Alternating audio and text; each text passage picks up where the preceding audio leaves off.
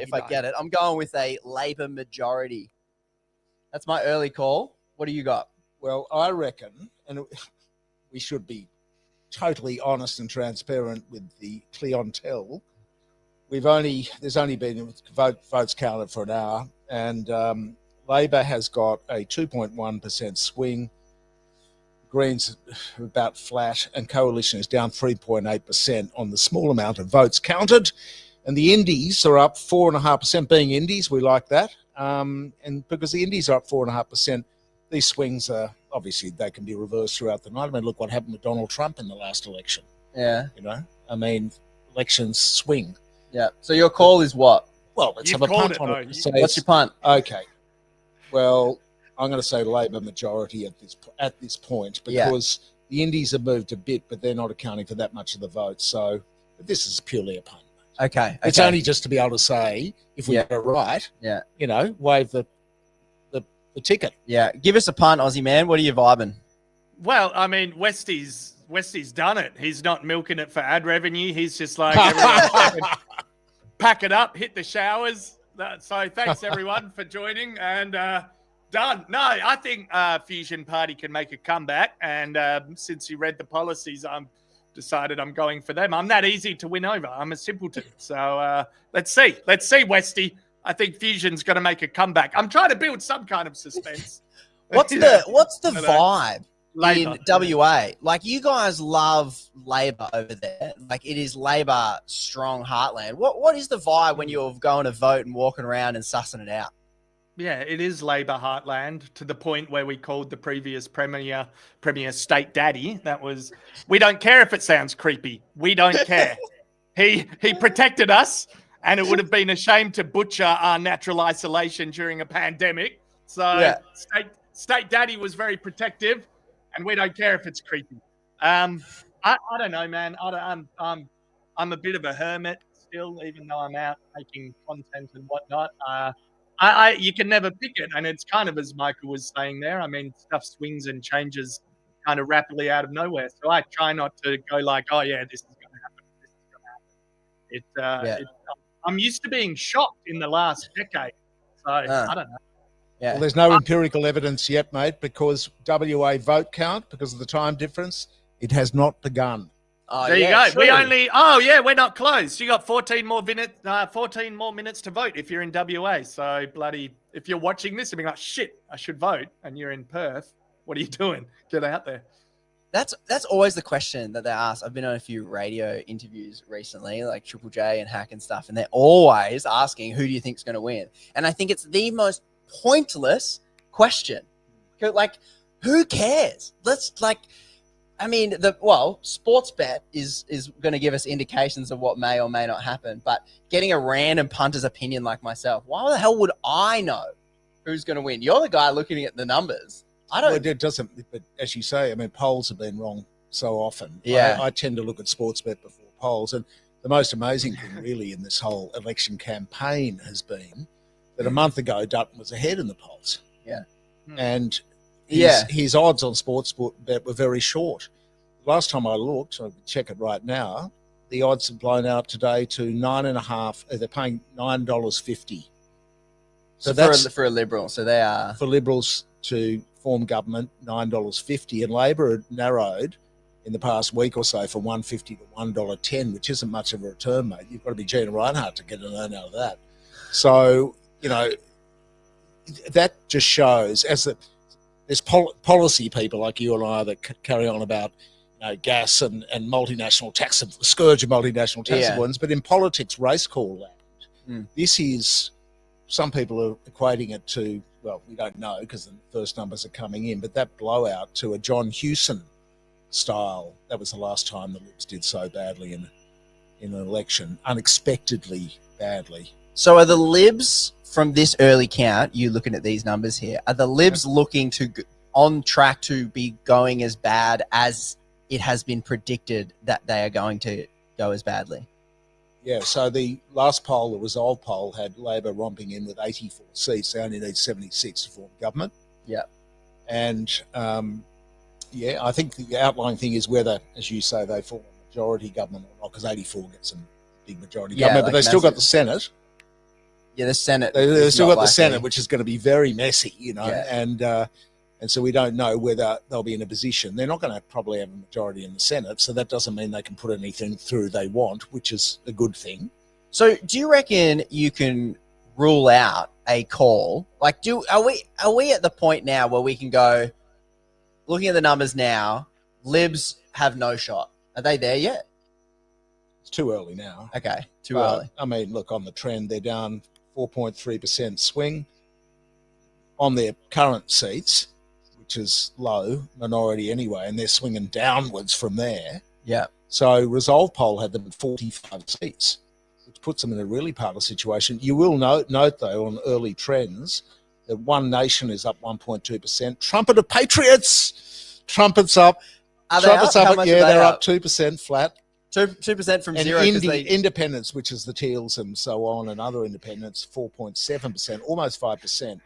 So that trend, which has gone now on for a couple of decades, of it looks like a third. Okay. You know, third Coalition, third Labor at this point on the early vote count, and a third Greens and Independents, minor parties. Okay. All right. So then let's look at, because there's this horse racing where you sit around, like we're watching ABC at the moment, that's rolling. A bunch of political nerds, probably post 50, giving watching the results as they come in. What policies, when we're looking at, when I want to focus more on policy over party, what policies, like Ozzyman, do you know? Can you name me? Let's have a little pop quiz. Don't do this to me. Name me one Liberal Party give me as many Liberal Party policies as you can. Let's just use you as the stand-in. There's stop the boats. There's let the bushfires rip through it. There's let the virus rip through it. There's stop the boats again. There's let the bushfires and the virus rip through it. There's let the I don't know. Like this, whatever Elbow said, match Medicare, 8 billion or whatever. Because I think what were their policies? They had nuclear. Well, nuclear is the biggest policy. He pedalled away from that. I don't believe it was ever a policy. I think it's just an election tactic. Yeah, but it seems to not work. No, it's gone into witness protection over the past few weeks. Do you actually think he'd build them? I never thought. Would they get built? Because like my thinking was so simpleton. I'm like, we fucked up the NBN for a decade. There's no way we cannot fuck up nuclear. Like the flip-flopping and back and forth. And I'm like, we can't even get fast internet right. So there's no way we get nuclear right. You've triggered me on a very sore personal note. I live in suburban Newcastle, and I am living proof firsthand. I've got copper to the house. The copper's damaged, so it's going even slower than copper normally would. They have no planned date for when I get fiber, and 5G doesn't hit my property. So I have gone to Lord Musk. I've said, sir, please give me your Starlink. And it's actually very good, but very bloody expensive, like $140 a month plus $700 for the satellite. Like, it's bloody expensive. And I'm not in Alice Springs. So, I mean, that's a fair point. Such a big nuclear plan that would require to be spanned over successive governments, the odds on it coming to completion would be zero. Surely. Well, I think they just did it because it's clean energy, but it's very expensive. Is it a Nationals plan? It sounds muscular. The whole campaign was based on, it was Trumpist. Dutton's campaign was based on the idea, let's make this guy look strong and we'll make Albo look weak. That's why you see all the ads about Albo looking weak and falling off the stage and all that stuff. Yeah. And Dutton looking strong. That was their positioning. But of course, when Trump started to go south, the minute he kicked off his bizarro trade war, you know, and when he started and locking people up for free speech and expelling them to concentration camps in El Salvador, suddenly Aussies don't go for that kind of thing. No. The whole Doge thing just fell. And it really didn't land. And can I just say, Jacinta Price, make Australia great again. Like when you're thinking, who is our Elon Musk? I just don't see how those two dots were ever connected. Like Dutton would be a better Musk, like I'm going to do the hard cuts, than like Jacinda or. So anyway, weird move. Like the worst Trump pivot I've ever seen in my entire life. Well, it's backfired on them spectacularly, and you can see it in the polls because they had tied themselves to that in a branding sense, and that's cost them. But when you think about it, a month ago, Dutton in the lead in the polls, and now the latest polls, massive swing against him, and now we're seeing the numbers being borne out live. The most recent showing quite a bit of damage there, like a 4% swing against the coalition.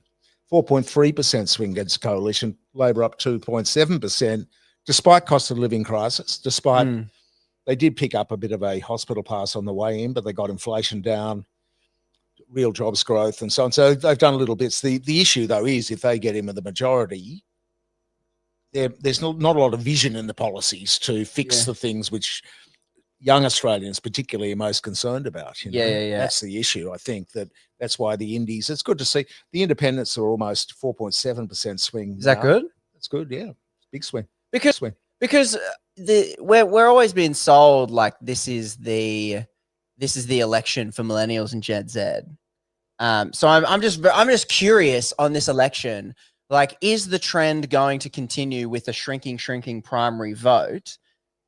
And are millennials and Gen Z going to actually change the game? Because I just feel like I have so much hope in this moment right now, at just 5 to 8. Well, you're seeing it now. You're seeing it. Wentworth, they're already calling independent retain, which is Allegra's. Oh shoot, Allegra's just smoked it. So she's smoking it, and in my little neck of the woods, my hood. Independent ahead, that's Ali Stegel, 63.3. Okay. So, So once independents get in, it seems like they stay in. McKellar independent ahead. I think there's a sense with the Indies that they actually do represent their community rather than a party machine. Yeah. So I think and generally, I think the younger demographics are probably a bit more savvy, not on the detail, because it's all, but because of social media and independent media, they've tuned out of mainstream media, so they're not getting that ideological framework. So I think they're picking it up. They're knowing that you got to stay at home longer because of successive government policies. Yeah. What's when you're looking at the policy front, Ozzyman, what was your appeal when you're sussing out the majors? You're an elder millennial. Like, do you feel like current? Because I come from the space. My area I sit in is that everyone's sick of the 2 majors not making systemic change that actually matters. What kind of neck of the woods do you sit in? A few years older than me. Shout out to Chris Foley for your comment, by the way. Fucking gold. I mean, housing is big, and healthcare, right? Because even in my 20s, as you said, an old ass millennial, aging as fuck, I'm like, well, housing, I didn't get my house until I was 33, and it was primarily because I fell on some luck with doing okay on the online content creator thing. But I think housing is huge domestically, and healthcare is huge domestically. Those 2 things alone are massive. And the policies, when you're talking about independence rising and getting more votes, I think it's around those 2 things as well, because from both major parties, it can feel a bit soft, or with Elbow, it can feel like it's been slow. It's like, well, the cost of living thing has been kicking in since you came in 2022. So have you done enough? That's been a feeling that's out there.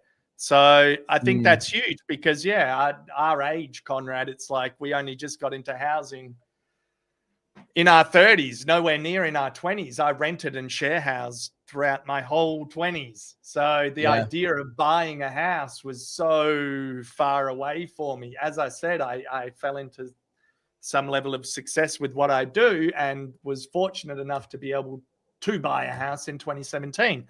But I think around policies domestically, housing and healthcare is huge. And seeing Medicare kind of get shitted the last couple of years, it's been like everywhere you go, specialists or bulk billing public practitioners, you've got gap payments to make up for. And it's just those things where you notice it and you go, wait, when did this change? When did that happen?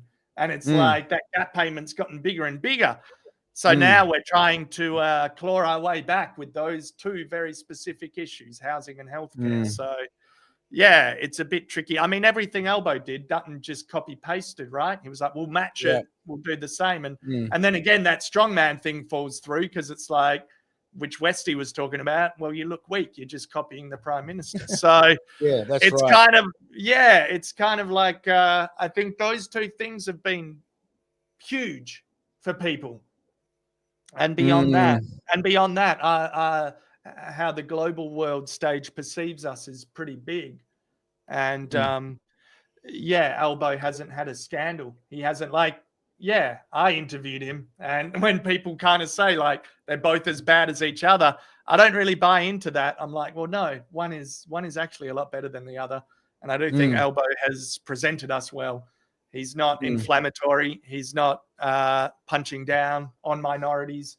He's not doing any of that bullshit. He's not, which is actually pretty big. Like you talk about voting on, you talk about voting on policy, which is correct, and that's good. And everyone needs to look at the nitty gritty, even though it's boring. It's like, look at the nitty gritty. But how someone is representing us is actually huge in this day and age.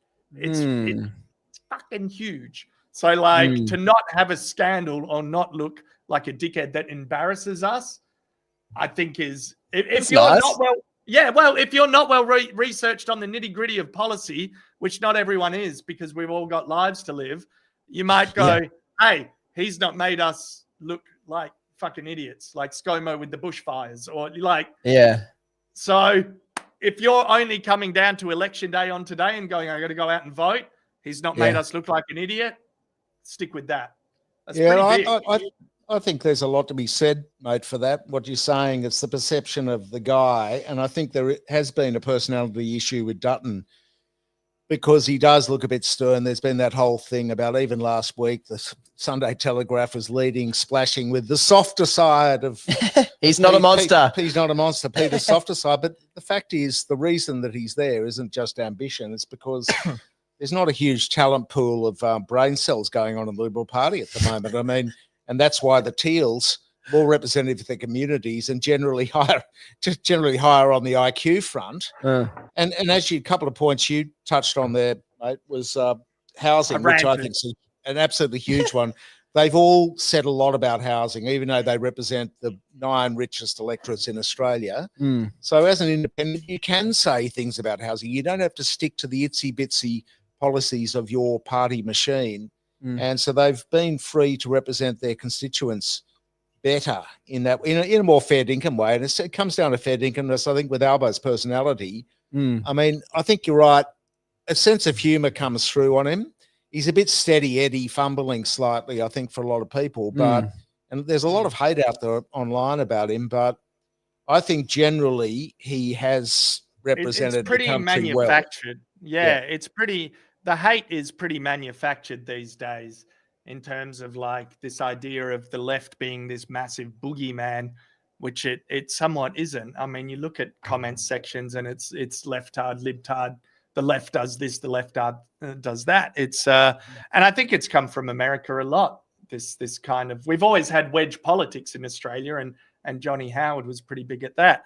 But it's kind of like, all right, you kind of make it out this left as something that's trying to shut you down or is really radical when I don't think it is a lot of the time. So trying to like pin Elbow down as being a radical leftist. It's like, I don't think you can pin him down on that because he's pretty neutral a lot of the times and is very considered and thoughtful in what he says. So almost milk toast bland. Like, and this is where I think I like looking at the attack lines that, the Liberals use, because I feel like there's something in there that they can work with. And I thought there was something in the Dutton attack of Albo is weak, because I think that kind of lands but just not for those reasons. He's like, Albo's weak because national security. And we're like, no. We don't want some strong man firing off his mouth. We want like good diplomacy. But I think like the sliver of truth that they obviously don't hammer is that Albo has seemed to me to back away from he has been afraid of Dutton, which from my reckoning from the very beginning has been the weakest opposition he's ever had to face. And he's been so afraid to go gambling reform, which he wrote himself, like it's completely uncontroversial. You're not going to lose any votes for banning gambling advertisers. Like it's not like you're afraid of the electorate. Going to lose money. Yeah, that's right. They're gonna. Well, Rupert Murdoch's going to lose money, and the TV networks are going to lose money, and all the established status quo that he's kind of. What I see in the argument of him being weak is him pandering to all these corporate interests to kind of keep them on side. And so he looks like, oh, yes, we won't touch that. We won't touch that. Or we will do a little bit of housing. We'll do a little bit of this. And it seems to me like he's still afraid of the Rupert Murdoch boogeyman, who I guess once was powerful and still potentially is powerful. But I don't know. I think there's good weight to the he's weak line, except that Peter Dutton can't use it because if we're talking about pandering to corporations, mate, I'm pretty sure they just wrote his entire policy playbook. Well, they've got 80 million or something, haven't they? Yeah. They can, unlike the Teals or the Independents, they can shift that money around to where they need to spend it in the marginal seats. And this is why, in my view, the Greens aren't doing as well as they should be on policy grounds, because they've been smeared by all the astroturfing mobs representing, powerful vested interests. Yeah. Pretending to be punters, pretending to be mum and dad's grassroots organisations. But so they've been smashed from a reputational, and as you were saying before the show, like they've got a brand problem. Yeah. But it's no wonder they got a brand problem because they got Murdoch is the biggest media. Yeah. Well, you did a story on this, didn't you? Yeah, they get squeezed by the Nine, which is the second biggest in the media duopoly. And so is that what Albo's afraid Liberal of? and Labor hate them because they're off the policy thing. Liberal policies are closer to Labor than Labor policies are closer to the Liberals than to the Greens on most things. Yes. Well, this is what's always shocking for me, because I think like this kind of nuance of, no, I don't think they're both the same at all. But when it comes to some policies that I've seen Albo pass, I could imagine a Malcolm Turnbull grade Liberal government passing them. Like when I look at the NDIS, it's this half privatized sort of system where, the government's the piggy bank and there's all these like individual contractors. That seems to be like a half semi-privatized, like half a disaster. It's just a gravy train. And why do we wonder that it's now outspending Medicare, which is, and so this is kind of what I mean by like, there's the argument that they are both the same in some respects, but obviously not Peter Dutton, because the Greens are holding half of Bill Shorten's policies, wouldn't you say? Like the negative gearing stuff that was capital gains tax, Bill Shorten. Anything else? Well, they're much bigger on public housing spend. Who rent caps? I don't agree with rent caps, but they have actual. They're multinational tax avoidance policy, taxing fossil fuel exporters, which is the guys we're talking about the whole time, who don't pay any tax or royalties. Yeah, I mean, somehow Australia's future's got to be paid for. Yeah, and the biggest, most wealthiest institutions in the world are paying pro rata, dollar for dollar, the least tax. Yeah. I mean, that has to change at some point. I haven't heard, have you heard any party anywhere, Aussie man, have you heard anyone saying that we're going to tax corporations? Like, is that cut through on your side of the fence? Sorry, I was on my phone. Bloody. Yeah, nah. There's some very big, powerful exporting corporations. Corporatocracy. Oh, I can't hear him. He's on his phone. His networks. He's on his. Okay, you chill Josh there. Was like, and, I put in my Instagram stories. All right, I'm doing my best. Because your phone is the audio for us.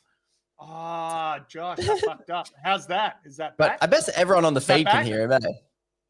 Can they? Is that back? Oh, we're back. Yeah, I fucked up. I posted to my Instagram stories. I was being an influencer. Appreciate the influence. I was wondering if any, like Westy just brought up the fact that multinationals are like just robbing Australia blind with not paying tax and kind of siphoning money out. And obviously the Greens running on this, like 1 in 3 big corporations aren't paying any tax. They got policy on it or papers on it or whatever. Has any of that narrative, that corporate tax budget narrative, filtered over to you over there in WA? Yeah, of course. Yeah. I mean, it's a huge mining industry over here, and fuck, I'm pulling this stat out of my ass, but 1 in 5 people work FIFO. I don't know. It's like, it's such a huge thing, and people whinge about it. We do all the work, but we're getting charged the most, or we don't get the most money back or invested back into us. That gets talked about quite a lot. They'll live like kings over in New South Wales and Victoria. Well, we're doing the bulk of the fucking 12-hour shifts and whatnot and 14-hour shifts. So Yeah, and one thing I regret with my interview with Elbow is that I never dropped the word corporatocracy. It's such a juicy word. It's such a juicy word. And I'm like, it's got weight and it's got merit in terms of lobbying and where kind of, where society, the direction society goes in or gets dictated in. It's like business and money talks and corporations kind of have a big influence. So, yeah, corporatocracy is fucked. And I think on that front that we just brought up there, that front right there, corporatocracy, that is what Punters politics essentially exists around. If you want one thing that I will hammer until the day it is solved, that one thing is taxing bloody corporations, bludgers shipping their money offshore, mining corporations, giving it away. And on that front, Albo and Dutton are the same. I had Chris Bowen on the podcast and he gave me a talking point. Obviously, I hit him on gas. He's the energy minister. Yeah. And he's talking gas and I go, mate, Qatar 78 billion, Australia 2 billion. What's going on here? And his talking point is, well, we adjusted the PRRT and we collected $2 billion. And it might not sound much. I'm like, no, mate, it's bugger all. Much. It's nothing while these companies are ripping us. And I'm sick to bloody death of hearing people in the know, like people in the Liberal Party or people like part of the establishment go, oh, but we got long contracts on them or it's been sold. The deal's been done. Sovereign risk. Mate, laws change for me every bloody week. Tax, I just now found out I got an instant tax write-off, asset write-off that they've just decided to put through a few weeks before the election. That's changed. Things always change for us. But bloody hell, they never. As soon as we're talking about changing these tax systems, and that's where I come down so hard on Labor, and the Labor Rusties hate me for it. Because Albo is never, I mean, prove me wrong, I bloody love it. Albo is never going to go after those mining companies after what happened to Regular Road. I hope I'm wrong. Prove me wrong. No, I agree with you. Well, it's my central point too. That's how I cut my teeth on multinational tax avoidance, looking at, I mean, it's breathtaking how much these companies earn and how little tax they pay, often no tax at all, corporate income tax. And for those who aren't onto it, royalties aren't a tax. They're the amount that you pay. The minerals belong to us, the Commonwealth, the state. They're the amount you pay as a miner to the state to drill our gas or oil or gold or whatever it is out of the ground or the seabed. So it's like the mining lobby argument is like, if you're a bakery, you should be getting your dough for free to make your bread. You should have no costs. Yeah. That should just go to you for free. I'm not going to pay a royalty on the dough, on the bread. That's the reality. Every business pays for its inputs, whatever they are. Some have much higher costs than others, but the fact is they're getting that stuff often for free, which belongs to us because they can't fix the tax and the royalty regimes. Which is surely theft. No, well, it's not theft because it's all been red stamped and signed off by Mallisons, Freehills, PwC and Deloitte or whoever their big four people are. They give their imprimatur to it. So, yeah, we from my book, we've audited these accounts and we find them to be true and fair.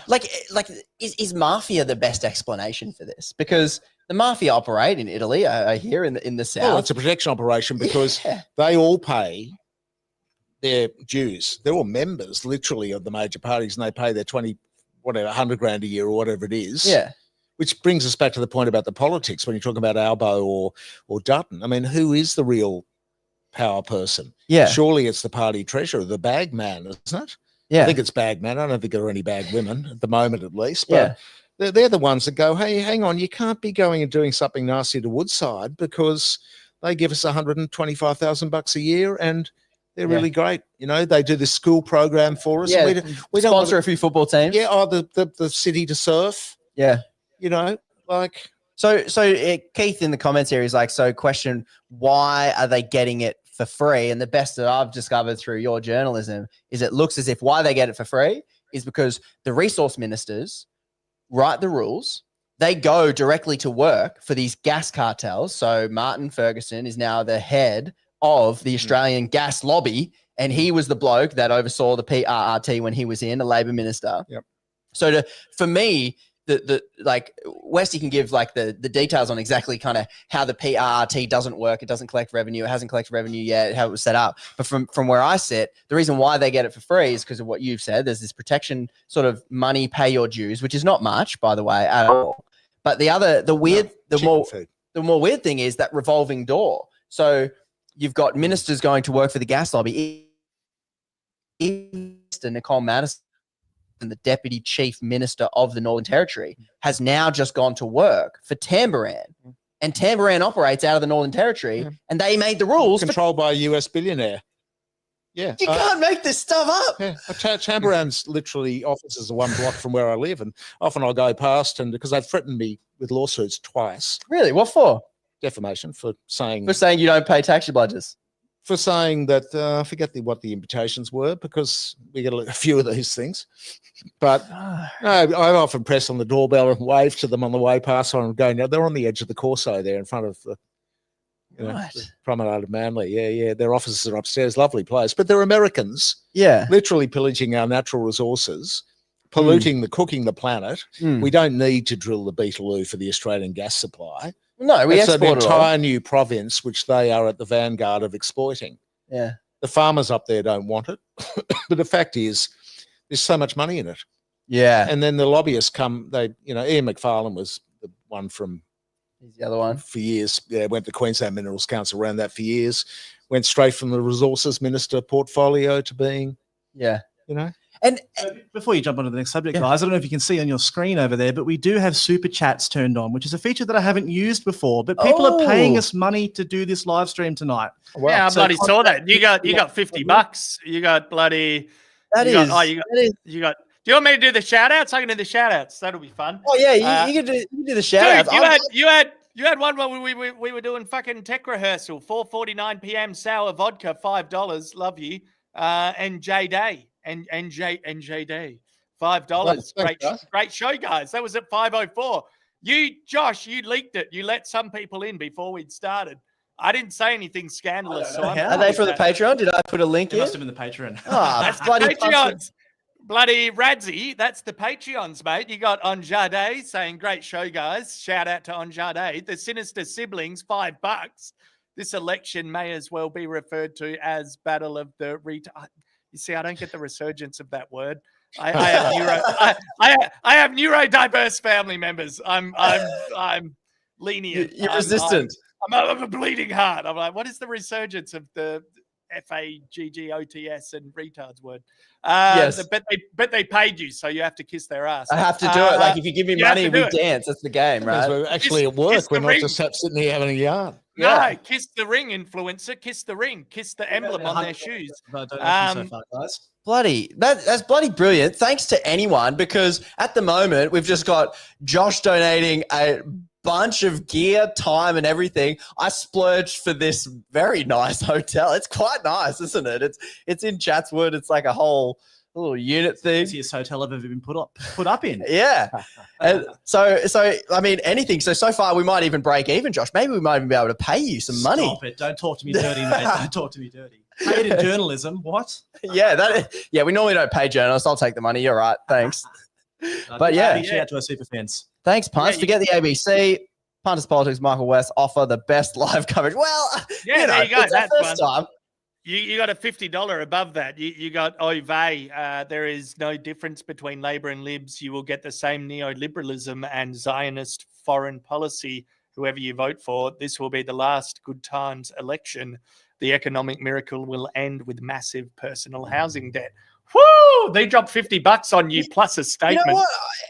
I get that. I kind of get that. Because I think that's what people mean. I think that's what people mean when they say they're both the same. Because obviously they're not both the same. But when you're talking about the systems and structures, is Labor going to fundamentally change the neoliberal way in which these systems is run, like the semi-privatization of everything, the outsourcing of certain things? There's no sign of it. I mean, even at the last election in 22, they came in and they said, we're going to fix the whistleblower laws. Yeah. Now, we've got one in jail, McBride. Yeah, we've got true. Richard Boyle, who's facing jail for doing the right thing.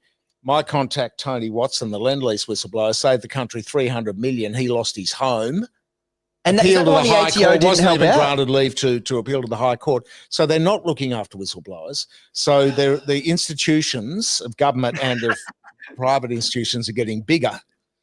And oh, there we go. And they're getting more powerful. And so are we thinking that if Albo gets in with the majority, even though it's a good result for the Rusteds and for the management of the country, I don't think there's any doubt about that, just for the basic management, without any vision of policy or systemic change. But the question is, does Australia need systemic change? I mean, the world's changing super quickly. AI, how many jobs is that going to wipe out? We've got to have some big talks about big things. And if you've got a bunch of corporations and law firms and lobbyists and Big Four and so on that control the whole narrative, and the government and media duopoly controlling all the people that, luckily, that's fragmenting the media. What hope of change is there? They didn't do gambling. That's the thing that breaks my brain. They wrote the legislation. Well, the woman that wrote the paper, Peter Murphy, died. And they said, we're going to honour her by bringing in these laws, and they didn't do it. And it's such basic stuff. Like, don't advertise so kids can see. Don't advertise on TV. When my daughter was 10, she was singing the sports bet or whatever it was, Jangle, like this is directly targeted at. I used to be a teacher. I'd be at school during State of Origin, and the kids would come up to me and be like, oh, sir, I just put $20 on the Blues. Like, these are like 14-year-old boys. And I'm like, so they have one win at 14. Yeah, it's done. It's over. If you got that gambling gene, it's all over. You're betting for life. It's over. Iron XXVI has given us $10 for the vibrating bed, Westy. So you're welcome. How thoughtful. He knew it was coin operated. We'll get at least 5 goes out of that. So I think that's the nuance that I'm trying. Like, I understand the point that, quote unquote, they're both the same. I get it. But then everything you've just brought up, there are some things that are never going to change under either. So we either be satisfied with a slight improvement and not as bad as someone else, or every time we critique the fact that these major things that we think are really important, whistleblower protections, taxing corporations, banning gambling advertisement, if Albo gets a majority, I have zero faith that he is going to do anything about that. Like, none whatsoever, because I've just watched 3 years of him not do it. When he could pass the legislation now, he had a majority now. What does he need a new majority for? Well, but the money in politics is what has got them there. That's the point. That entrenches the power and the media control. So the media companies were the big beneficiaries from the sports advertising, gambling advertising. They're the ones that make all the money out of it, Here's a question. How much do you think the media companies are control the government in that sense of, we know they've always had to bend the knee in Murdoch, the whole story of K. Rudd going over to the US to meet with Murdoch to bend the knee, so to speak. But then they all do it. Albo and Tanya were at the last Christmas party at Lachlan's place in Bellevue Hill, okay, there you go. They all do it, but the way that it works isn't as simple as just the straight sort of, it's not really conspiracy theory, but the way that it works is they get the leaks from Canberra. There's a group of 10 journos who are, for the major media organisations, ABC and maybe Guardian and 7 News and 10 or whatever. They publish their stories in the middle of the night or 5 in the morning or 3 in the morning, and then morning radio and TV producers come in, and it's the way the agenda is set for the 24-hour news cycle. By the time you or I get out of bed, have a look at it and work out what the real story is, we start criticising it. That it's already gone. That diminishes the trust in the mainstream, because people are going, hang on, that's not a good policy or whatever. Yeah. And so there's been a falling trust in all institutions because of that, but they're still controlling the 24-hour news cycle. Now, this election, and I'm so disappointed, mate, you didn't get a bait. Because you're an Instagram influencer. I didn't get. They should have asked you what the hell were they doing, because all these other ones I'd never heard of. You're the only one that I know. Thank you. I appreciate that. Thank you. They've been invited down to budget. We couldn't get in the budget because we put the form in late, so we couldn't get in. You just need to show a bit more skin on Insta. Well, mate, it's health tips all the way from me, mate. But yeah, so we didn't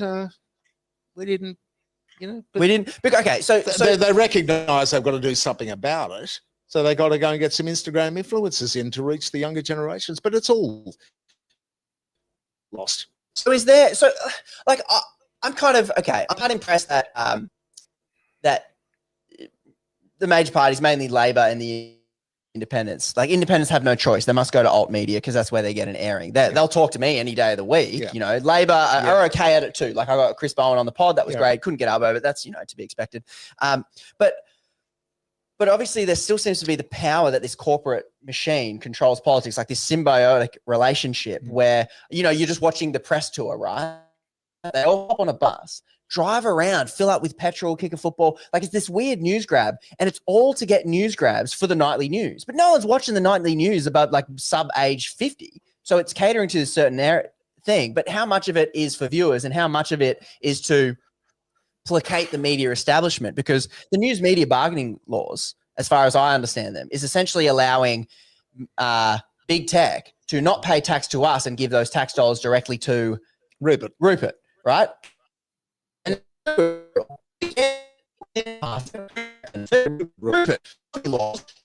not being changed out of all these websites. They're still very powerful, but it is diminishing. It is diminishing because of the rise of social independent media. So it's happening. And in another 3 years, there'll be more younger people coming through that are more cynical about the establishment media and politics. So the demographics are changing it slowly. But the question is, will Australia become a more unfair country with more systemic problems about housing affordability and so on between now and the time that they actually get to do something about it? And it looks from these election results, we get back to them, that it's all new entrant. We've got a new entrant. Welcome to the live stream, Josh Sheps. Fresh from a wedding. You're looking sharp. Mate, you didn't get the t-shirt memo. Honestly, this is not just fancy for you. This is fancy for a wedding, and I've actually come. I actually had to leave before the main course just to come. So you're here. hungry. I should have got you some Guzman. Oh, mate, this was better than Guzman as well. This was fancy. This was good stuff. It was like and I was waiting. It was one of those situations where you go, do I call it now? Yeah, and sunk cost bias. Because exactly. So, look at you, your sunk cost fallacy. He's got his economics degree, pulling credit already. Yeah, so I'm there and I'm like, I know I'm not going to make it the whole night, but maybe just in time for the beef fillet. We appreciate it. Hopefully, ranting about some politicians and the politics will satiate your hunger. That usually does it. I usually feast on nothing but the tears of my enemies and a bit of political gossip. How are things going anyway? What are we? Well, Wesley's about to give us an update. And then we got some super chats coming from Ozzyman. Right, we should be paying a bit more attention. Yeah, I'm kind of carving out a niche. I'm carving out a niche. Yeah. I'm becoming your comment section guy. I just logged in with my 2007 account, Eat the Great 2022, 22, because I was 22 years old. Fuck yeah, that works. 2006, 2007. So I'm on the comment section, mate. I've got your back, punters. You just let me. Yeah, all's good. There should be a rant button. Because obviously you're not in the room. You just hit a rant button and it'll go red, and then we'll just cross to you for a good Ozzyman rant. That's not bad. I'm carving out a couple of niches in this chat. It's coming for a rant about corporatocracy and manage your comments section. That's where I'm at. Which, and I can do your shout outs when people pay you. I feel like I want to be helpful. I want to be of service, punters. So yeah, you got a couple here. You got 10, mate. You got $10. You got $5. You're making break even on this thing. This is good. Dude, with the money you're making more than fucking Welcome to Countries, dude. You're like fucking. That's $120. That's satire. That's satire. Cancel him. Cancel him. I don't think there's a lot of money in that. And if you've seen my latest video, I hate that Indigenous people are thrown under the bus in the last week of this election. But you're rolling in it. You can get 2 or 3 steak sangers, one for Michael, one for new guy. And if you send the money to Perth, I'll get one. But now you're doing good in the comments. You can just I'll do special comments. Well, the race is on in WA, mate. We've got one seat where the counting has begun, thanks to the time change, and that's Canning, where the Libs are ahead by 0.1%. And that's the Not only one long. they've begun counting. But just nationally now, we've got Labor swing towards Labor at 2.8% nationally, away from Libs by 4.3%. So the polls and the sports bet odds were right. And Trump and the Patriots up 1 point. Good for Clivey them. boy, Good little for them. Clive. Hang on, Michael. they're down to 1. No. I got a serious question for the investigative journalist. You've mentioned Sportsbet 3 or 4 times. What's going on with that? Also, I'm sorry to shatter your bubble here, Westy, but the 0.1% was the amount of votes that have been counted in the West Australian seat, not the swing to the Liberals. So the zero, Yeah, right. So you're basing your good excellent point. information on the 1/10 of 1% of 1/10 of votes 1%. in one electorate that has been counted so far Listen, in West Australia. This is what the Yeah. ABC does Breaking all news. night. We need to keep people on the edge of their seat. Yeah. You're right. He's working for Behind. Sportsbet. You've been infiltrated. Yeah. We've got to manufacture some controversy wherever we can and make it a tight race. should. I have loved No, we watching should. the attempts to make it a tight race over the past few Yeah. weeks. So, Yeah, okay, right, you've right. just stepped in. Yeah. Josh, how are you feeling? What are your... This is the dumbest question that I'm asking in the dumbest possible way. Please go for it. What's your predictions of the night? But go where you want. I usually have a pretty good track record of predictions, if I do say so myself. My prediction is that Labor will retain power. I don't think there's anything controversial. Majority, about you think? that. I reckon they'll get a majority. Yeah, Ooh. yeah. I mean, look, I think my mood is delightedly bored. Like, I think this has been one of the most uninteresting election campaigns of my lifetime. Peanuts didn't mix it up. Peanuts wasn't going. When you look at what's going on in the rest of the world, and you look at the Trump administration, we can't and you compete look with at the that. far right in Europe, and you look at Brexit, and you look at like the recent Canadian election and what's happening in Canada, like we are so lucky to have a couple of boring, beige, middle-aged, straight white blokes who don't believe in anything. Just going, you know what? You can either vote for me or not. Maybe nuclear or something. And then they're like, or maybe not. And then like, okay. But that breaks my heart. It breaks my heart that I feel like in the lead up to this election, my little flag I've been waving is like, The we Trump don't and the have. Patriots flag. Yeah, obviously. We all know you. The We yellow all know bill. what side of the bread you're buttered on. Yes, Clive's bread. Big slices of bread. Like the flag I'm raising up the hill. We don't have to vote for either of them. Look at preferential voting. Look at all its glory. And I feel like at the moment now, I feel like I have a little bit of hope because I'm like, look, Aussies, millennials, Gen Z, the system is fucked. We're cooked. Like housing. This article here, I don't know, you guys can give me better analysis on it. Patrick Cummins, economics editor, says if we follow the current housing plans of the both major parties, housing, it will be 70 years before they return to 6 times salary income instead of 9 to 13 times. I didn't even know that it ever would. It used to be 3 times. I didn't know that Well, it there you ever would. go. Why would it even go backwards? It just seems like if wage growth continues, right? Because both parties have said we want it to continue, but we want it to moderate a little bit, and then wage that's growth. because they've got these ridiculous predictions about how fantastic wage growth will be if only you elect them to power, which is mostly nonsense anyway. So it breaks my. I'll cry like Sky News at the end of this. Like they'll be crying because Liberals are. You cry. losing. This is just your. This is one will you be cry yourself to sleep. This will which be is what we all special know. because we don't have to vote for them. Yeah. We can send a strong message, and the only message politicians understand is losing power. That's kind of been a lot of the hobby horse I've been flogging a lot, and the hobby horse is dead on the ground. And so I don't know. I'm really hoping. I have hope for like an independent swing or like a third party swing. Even honestly, well, maybe not Trump as the Patriots, but even One Nation and these kind of Really? I don't know. These just to show that people can opt out. Do you know what I mean? That people Yeah. But I mean, you want things to get a little bit interesting, but you don't want things to get too interesting. Like Okay. liberal democracy is also good, you know. Okay. Like definitely send them a message, tell them that there's we want them to do more for the little man, and then at the same time, don't burn the whole place down. Yeah. Because we don't have to burn it down. No. To make those changes. No, hopefully not. I mean, housing is a good one because, like, I remember, I'm old enough that I remember when $1 million for a house was an amazing amount of money. I'm old enough to remember if I could earn $100,000 in a salary a year, I would be stoked.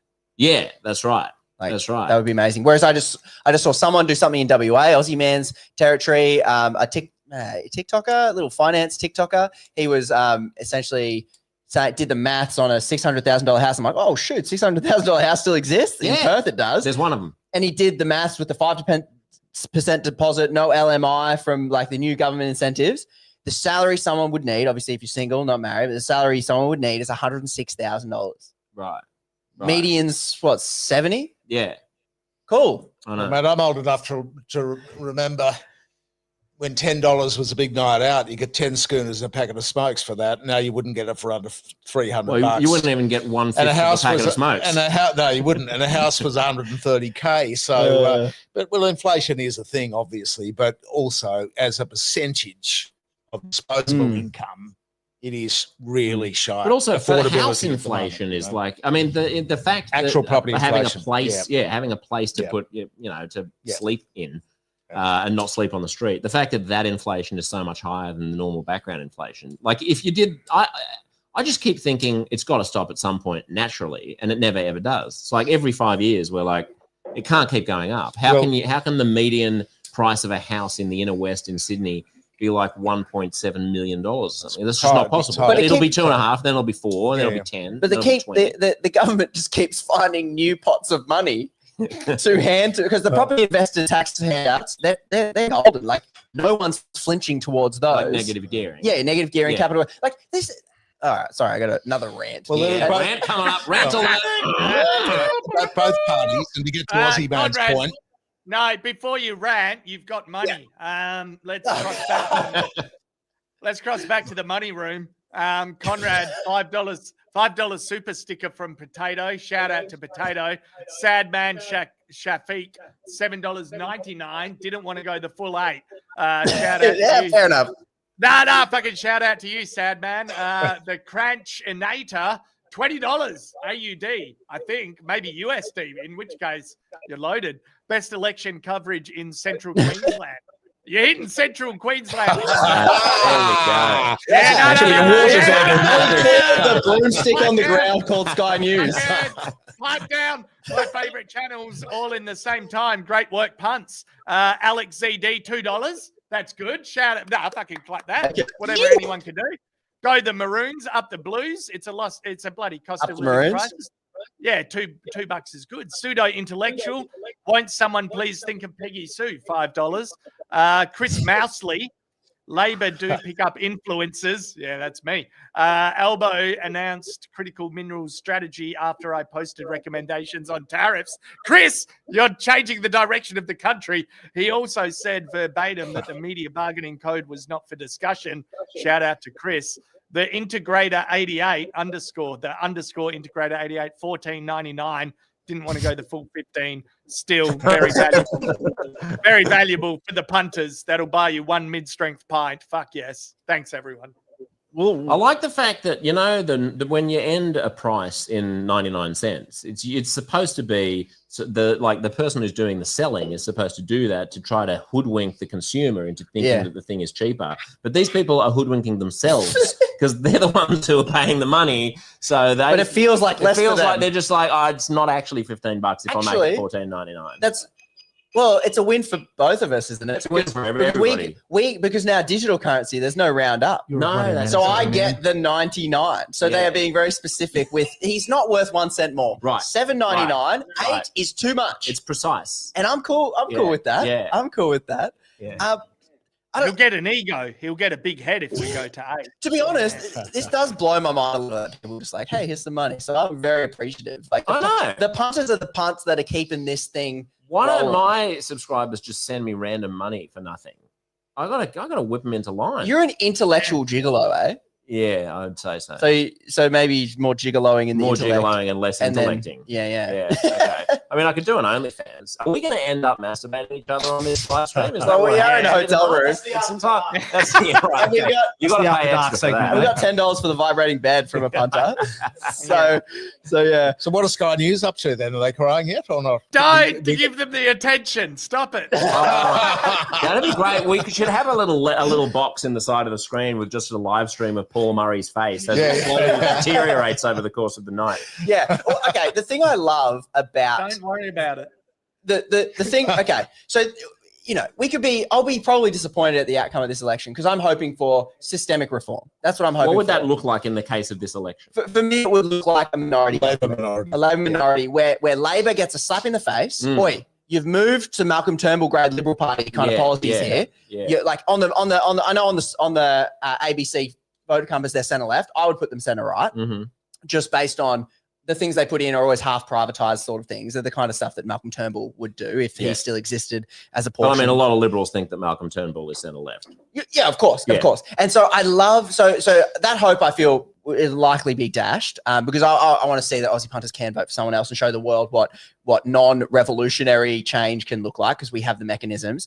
But then the upside will be this is what Sky News wanted. This is what the Paul Murrays of the world wanted. They said when ScoMo lost, he wasn't conservative enough. He wasn't hard right enough. He wasn't father enough. And I said, when they put in Dutts, I said, one, look at that man. I don't believe a man that looks like that anywhere could ever become leader just based on looks alone.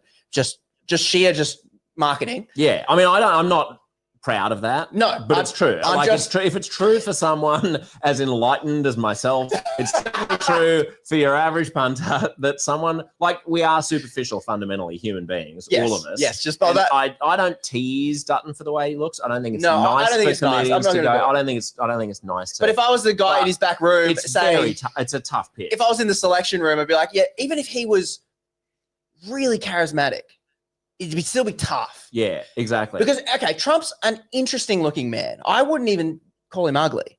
Like You got the hots for Donald Trump. You got me. And Clive Palmer.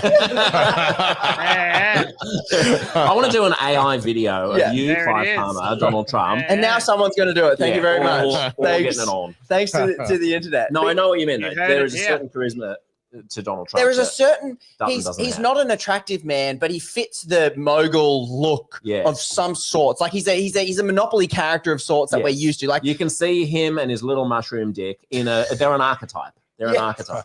Yeah. Yes, he's an archetype. And so all the way back to Sky News, I just wonder at what point they go, oh, I guess being killing the Liberal Party and making them the National Party by essentially knifing any minister that said climate change existed, killed the Liberal Party, like you said earlier in the stream. All the brains have drained from the Liberal Party. Who's left? So they've kind of killed the party. And I'm just wondering what Sky News, if it is an absolute romping for the Libs, what's their? They always say they weren't conservative enough, or he pandered to the left too much. What are they going to say? It's going to be fascinating.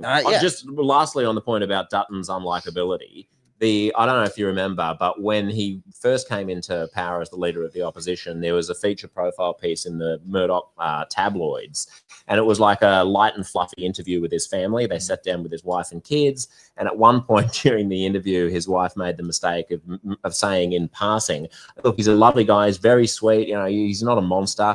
And the Daily Telly and the other tabloids, they put on the front page a picture of Dutton looking like Voldemort with the quote, "He's not a monster," attributed to his wife. And that was the Telly. That's his wife. That is his wife. That's from his wife. He's not a so if you voted for Dutton, which proves that even beyond their role, which is plumping for the Liberal Party, literally is an arm of government, the propaganda arm. If they see a good story, they'll jump on that first. The desire for a funny headline will always trump. will prevail. That's right. Political. And then they'll go back and barrack for him for the next 6 weeks. But that's right. He's not a monster was clearly going to blow him up. Yeah. And they must. It's not great. They must the have glasses. known Good that. move though. You know, good move. If I bet he doesn't even wear glasses, but that bloke in the marketing meeting was like, Pete. Yeah, put on the glasses. Gives him eyebrows. Yeah. Squares out his face. Wear a wig.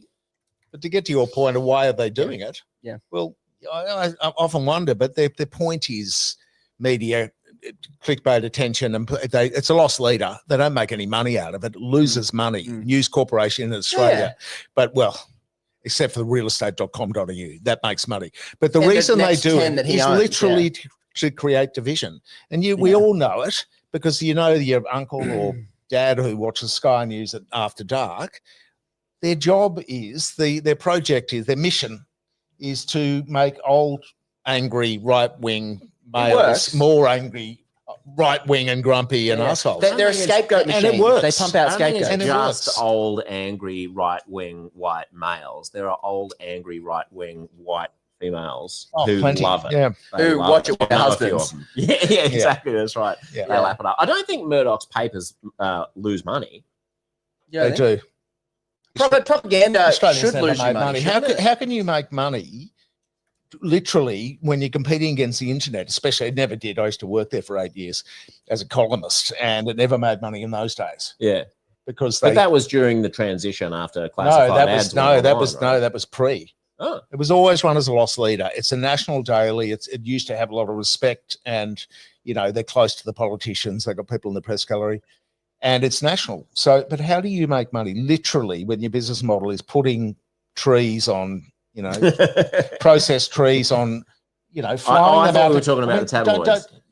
But well, the Daily tabloids Telly makes too- money. No, it's Daily Telly much. How could the Daily Telly make money? Well, by the fact that News Corp makes a fortune. No, it's realestate.com.au that makes all the money. But We'll get a fact check on that one. brainwashing- That's very Jamie, bring that up. Thank you, Jamie.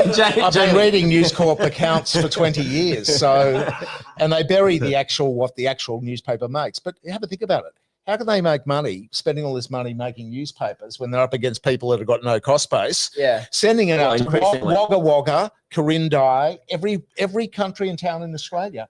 They can't. And it doesn't. It's a loss leader. And that's why no gambling ads. And Yeah. that's why digital media bargaining code. To keep propping up their money machine. Yeah, Because brainwashing Australians, you should have to pay for that privilege. That's just what I think. I don't think you should be able to make money to brainwash Australians, Well, except apparently they don't make money according to Westy. Well, they can't on their but it's business an model. ecosystem. But I'll tell you where they may make money. Yeah. They've always been, as you know, because didn't you get harassed by them recently? Oh, they're digging. They're currently digging. It hasn't come out No, yet, it hasn't which is come out, weird. right, Like, okay. give up now. Election's over. I used to have a guys. crack at me, and I used to get Yeah. subscribers every time. So I Yeah. love it when they pin the ears back and have a Okay. go at me, but they don't anymore, unfortunately. But no, oil and gas. They've always been so pro oil and gas, like ridiculously. So they do these big survey lift outs in the business section, like pages of pictures of oil rigs and stuff. Nobody reads them. And of course, who's to say the oil and gas industry just doesn't go, well, this guy's the biggest media organization. It's a Let's protection give them $500 a year. So if you count that, what we don't know about, they quite possibly could, because Look, otherwise if they're not making money from all the ads, when you open the They haven't paper got and any then you ads. realize that the front page is actually an ad, and then the second and third page Yeah, are yeah, a promotional lift out as well, Do and you- then you go to Harvey the Norman- travel section, and then it says like it's an advertorial. Like half the paper you can't even tell whether it's real anymore. Have you got a rant loaded, Aussie man? You just let me know, mate. I don't have much of a rant loaded. I'm listening, but I'm also heavily Okay, engaged. No. I'm heavily engaged in your comments section, which is fine. Okay. People are Well, I having a might good jump in, time. guys. No. Aussie there's man, man, chat. if you'd like to look at your screen. Aussie You man, can't- your Conrad, boy you over can't- your focus is split. I understand it. As a mega We have an Relax. update. We have an update. We have an update. Look at the Oh, all update. right. Update. Who wants to read Labor the wins update? election. They're calling it. Oh, They're calling it Oi, right now. It's only Conrad. 13 minutes to 9, and Labor wins. Guardian's always been good at following independent media stories. Your chat Wow, I was don't ahead remember. of me. I don't Is remember the ABC 847. I don't ABC remember chat. 847 being Your What's his chat name was on the ahead. ABC? Anthony Green. Bloody hell, that was quick. That's. Yeah. I don't remember one being that early. That's earlier. That's Wait, early. I also want to point this. Your chat was like Channel 9. Peter Dutton lost his seat. Petey Dutt's lost his seat. Oh my goodness, There that you is go. wild. Yep. That is wild. Okay. Yep. Is this essentially what just happened? People who know stuff, you tell me. But is what just happened?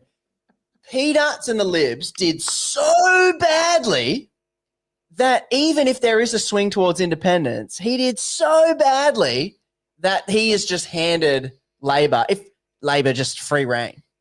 Is that what happened? Well, yes. I mean, it looks like. I mean, we're speaking preemptively, but according to what we're looking Doesn't at, stop anyone else. Yeah, This is the ABC, by the way. yeah. So, No, the Dutton seat is the ABC, but has Anthony Green called Labor Yes. majority? Not majority. He's called that Labor's won it. Okay, so we've got Labor. So we've got Labor winning the election. So Libs are out. So 20 minutes. Yeah, so exactly. That's right. Polls only close. Like, people in Western Australia are still lining up to vote. They haven't voted yet. Your vote, Aussie man, just doesn't matter. Go home. It doesn't matter anymore. Oi! Stop trash talking Western Australia. Stop casting your projections on Western Australia. So there it is. Yes. Dixon, ALP retain. 48 minutes ago. We're home Right, having sausage sizzles.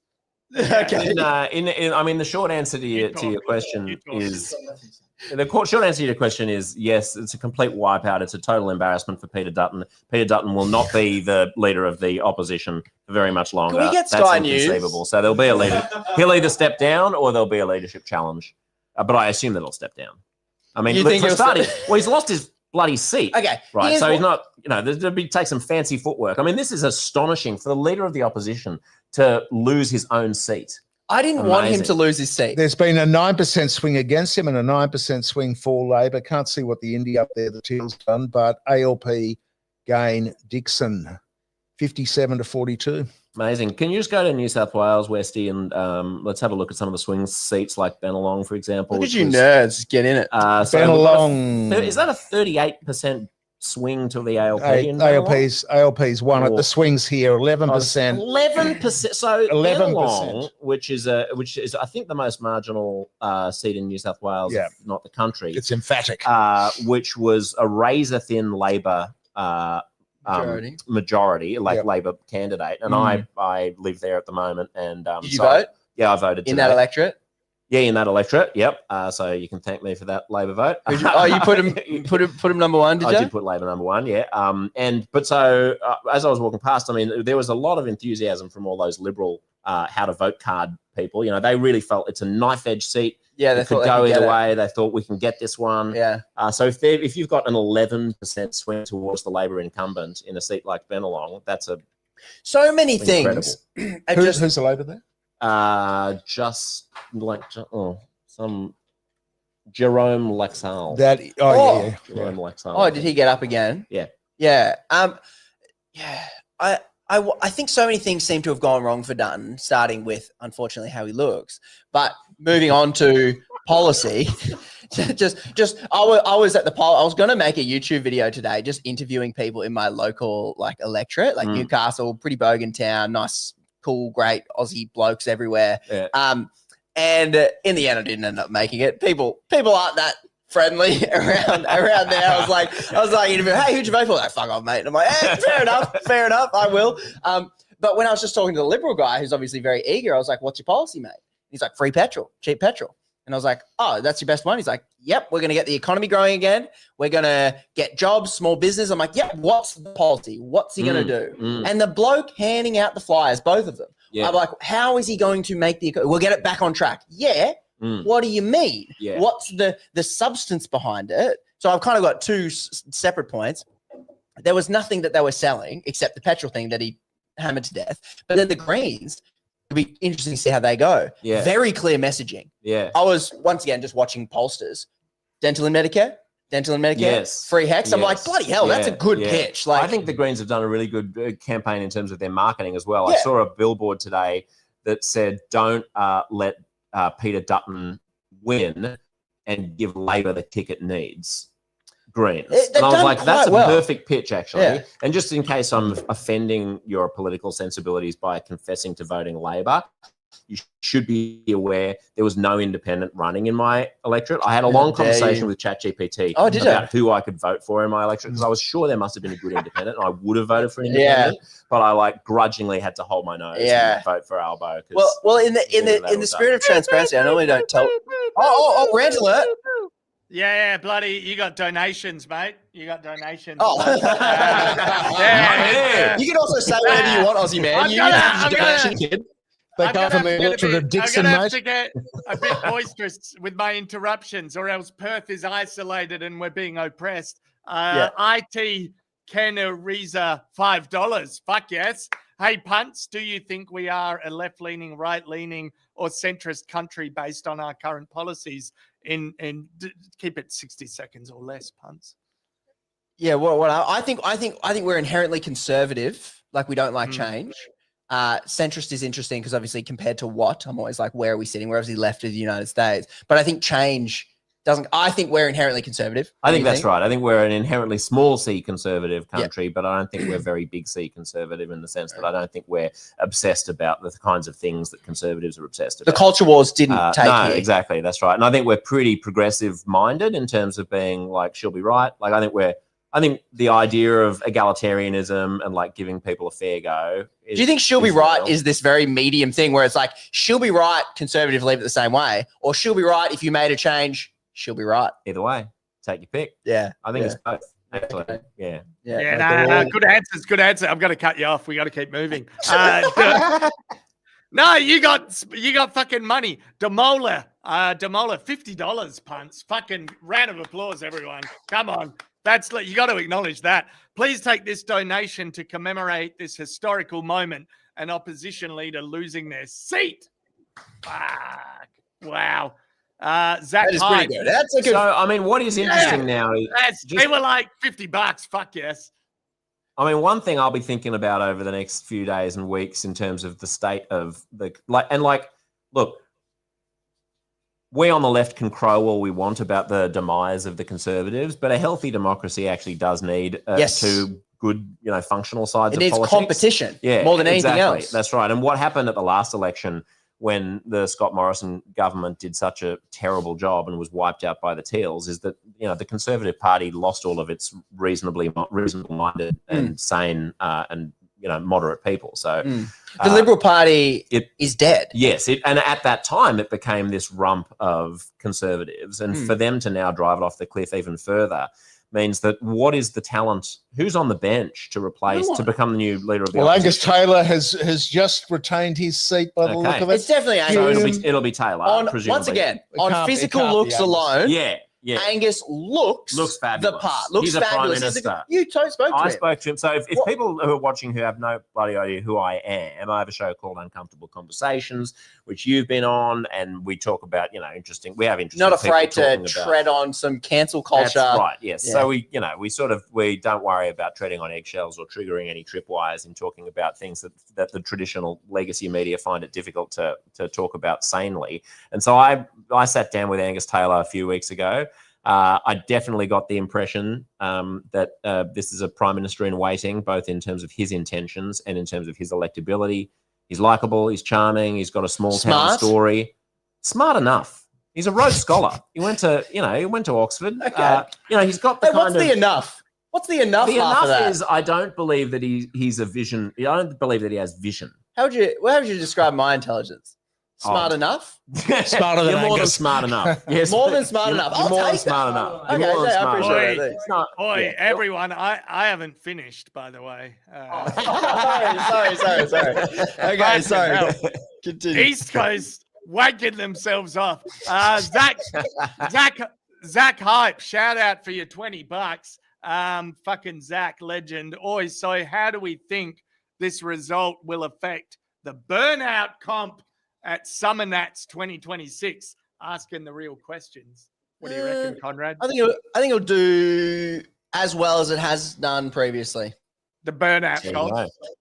Is that a thing? Do you have a burnout? What is Summer Nats? I had to fucking... Summer Nats is a car show, yeah?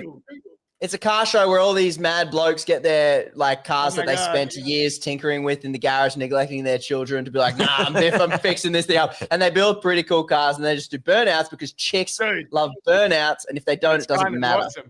I love burnouts. It's not just chicks. I love burnouts. Who doesn't? True. Honestly, I'm the one guy that's like, if someone does a burnout wheelie on a motorbike down the hot road, you know how a lot of Karens and a lot of shows they so dangerous. Yeah. I'm like, respect, man. Yes, quiet respect. Absolutely. You're talking to a guy who spent his 14th birthday. I had my 14th birthday out at the Speedway, and we went and watched the Smash 'em Up derby. Demolition. See, that's good. Demolition derby. That's good. It was fabulous. Just bring back demo derbies. Absolutely. Why not? Are they still going? Who knows? They're probably going in Western Australia, right? Of course. Seems like the kind of place. That's a sellout event. We will sell that shit out. Monster truck shows. If I can, I think that's if I can take my 6-year-old, we will sell that shit out. That's actually but- how the Oi. West Australians select a premier. They put them in a demolition derby tournament, and whoever wins. I thought they just That's asked all it Woodside, takes. who do you want? Got Buttsack, I see you, Buttsack. Thank you for your $6.66. I saw that one. Thanks, Buttsack. Cheers. Can we just Everyone see take what a Anthony moment Green for on the Buttsack. ABC has said? Just see the ABC election update, because I want to see when we get. I mean, surely this is a majority, but How much? Yeah, Yep. by how Continue, much? Aussie man. Oh yeah, you got more. You're fucking loaded. I can Reza. Hey Punts, do you think we are left leaning, right leaning, or centrist country based on our current policies? Punts. Did we answer that one? yeah, Yeah, we did that one. You answered that one. All right, Tash Seller, $50. Punts. Oh. Can we? I know that's a lot. That's two. It's a lot. In a cost of living crisis. That's two bloody palmies. Can we continue to point out all the issues and shit things politics has screwed us with and sound like a bunch of whinging poms, but we're better than that? How do we, the citizens, bring about complete change to our political system? Fuck me, Tash. That's huge. Punts. should be able to knock that one over in about 20 minutes, right? Knock it over in 1 minute to take money out of politics, because that is the most influential thing. It has been marvellous to see in the past 4 weeks, though, suddenly this vibrant talking to the people, suddenly coming this slather of policy that's happened. It's all happened. Yeah, no policy for 2.5 years. Because what happens is the rest of the time somebody else is running the joint, and then suddenly the voters become more interested, that the politicians become more interested in voters than corporate people. You know, Zionist lobby, the anti-Semitism thing's just gone, vanished during the election campaign. The Business Council of Australia, who usually is coming up with the press is running, gas shortages, all that stuff has just died. And suddenly both parties coming up with policies. So Yeah, I mean, I think if there was one thing that I would want to take away from this election, and that I hope that Labor will take away, is that it's not, it's unfortunate, because unfortunately the problem with having a party as bad as the coalition is at the moment, as the Liberal Party is at the moment, is that it makes the Labor Party think that they're more popular than they actually That's are. right. So they're going to Agree. interpret this win as being something. And that's what the This is numbers. my That's what biggest the fear. numbers- Right, yeah. Look at Yeah. look at Labor Victoria. Yeah. Like worst. I lived in Victoria. I will never live there because it's a freaking nanny state. They ban everything, speed cameras, I hate it. And it's pretty bad here as well. It's pretty bad in New South Wales as well. trust me, you don't know bad. It's just more expensive. There is, But anyway, like, Yeah, but I mean, you know, where is the vision? Like, where is the party that actually seems to be, as you say, Michael, like on a daily basis, actually in the middle of a term, doing things that are audacious and that are, you know, interesting and that There's are nothing visionary, is there, Josh? no. That's the point. But if you're looking just at the basic swings at the moment, they actually haven't changed much in an hour.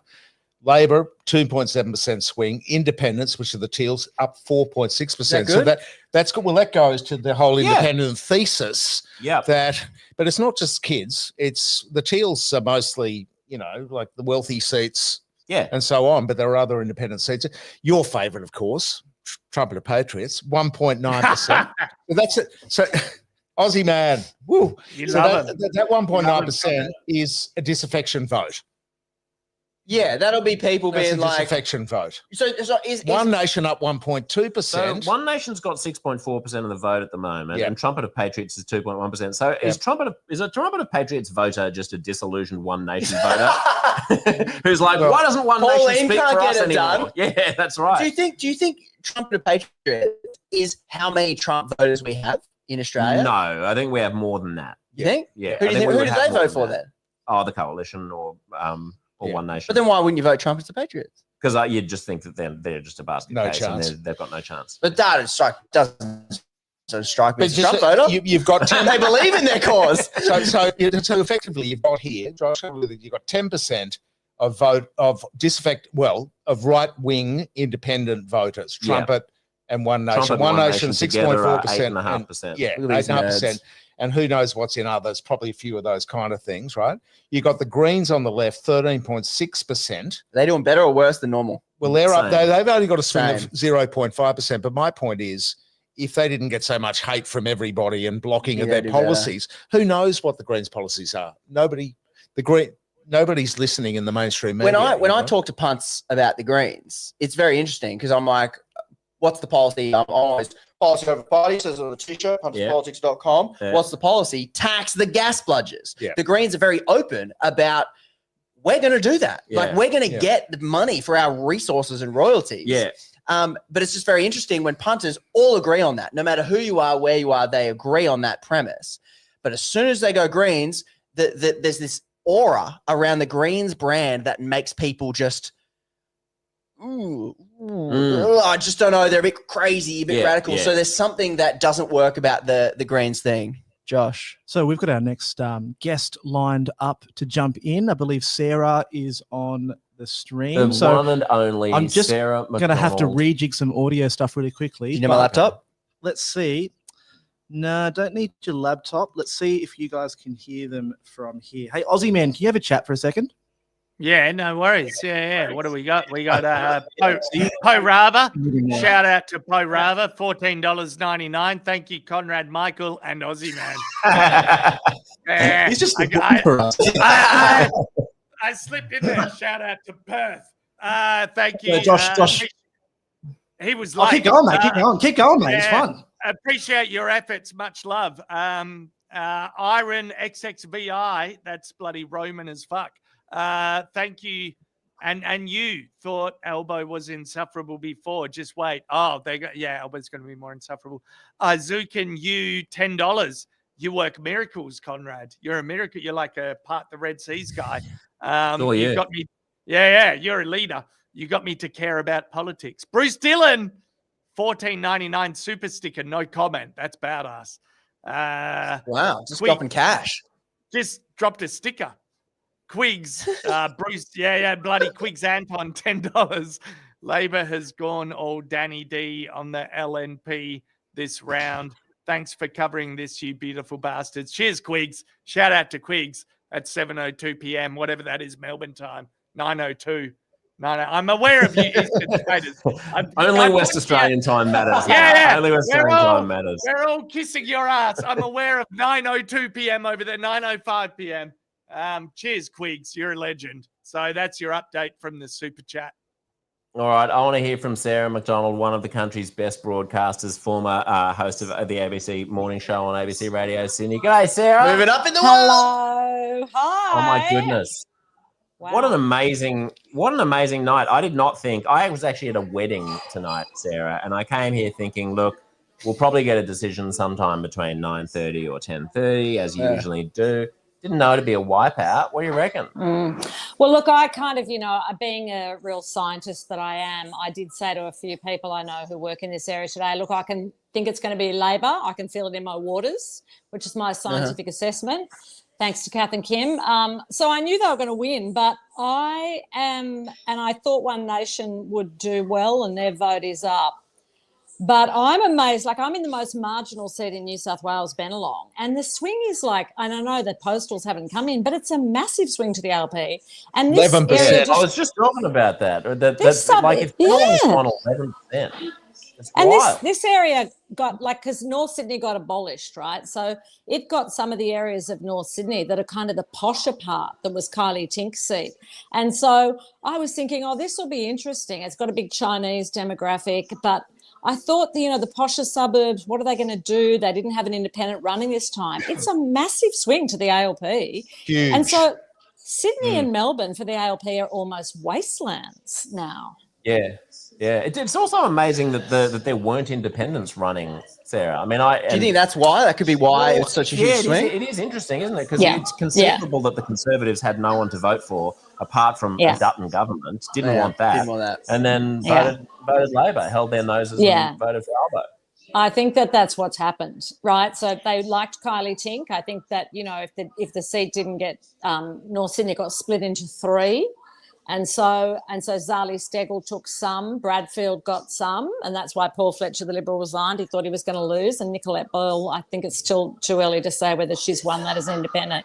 But some went into Bennelong, which was Labor last time. But it has swung. This is John Howard's old seat, right? Like this is, and there have been posters up of Scott Young, the candidate here, with John Howard.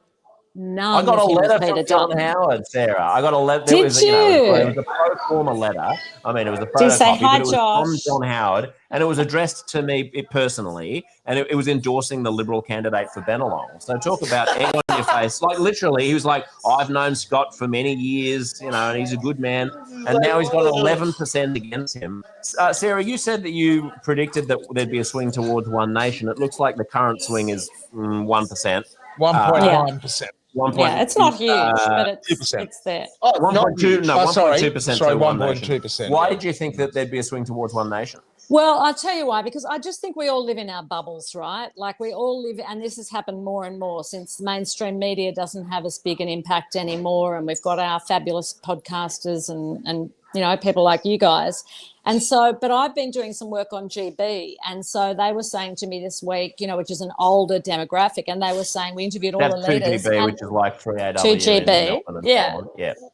And that they Murdoch? were saying, no, it's not Nine. Murdoch. It's part of Nine's stable, but it would follow the Murdoch press, right? It was like, Peter Dutton's a great bloke. He's amazing. Everything that's wrong with this country is elbow. But the most excitement they got of all of the interviews that they did this week was not Dutton. It was Pauline Hanson. So I think that the coalition's bled to One Nation a bit. I'm surprised the Greens haven't done that well, though. I thought, like you guys, that they would do better amongst younger voters, especially. But I think a lot of people were worried about a coalition government, so they put their first preference to Labor where they might have normally gone Green. So people think still that's don't right. understand preferential voting then. Yeah. This is what blows my freaking But mind. it is confusing between the Senate and the House. What? Like, Just put your... It's green and white. It's not that hard. Hot girl number 1, second hot girl number 2, rank them. That's our vote. That's our system. And then it'll still end up how it ends up. No? What am I missing here? Yeah. Well, what you're missing is it doesn't work that way. It doesn't necessarily work that way in the Senate, right? Yeah. It's like you want in the House. Yes, if you vote Greens number 1, then that's basically a vote for Labor because the Greens probably aren't going to win your seat. Yeah. But in the Senate, it does matter to put Greens number 1, and that doesn't go to Labor because the Greens will get a Senate seat. I understand the confusion. Do you? I'm just like, You just know too much. do I just rank them? Just if you think like, here's the thing.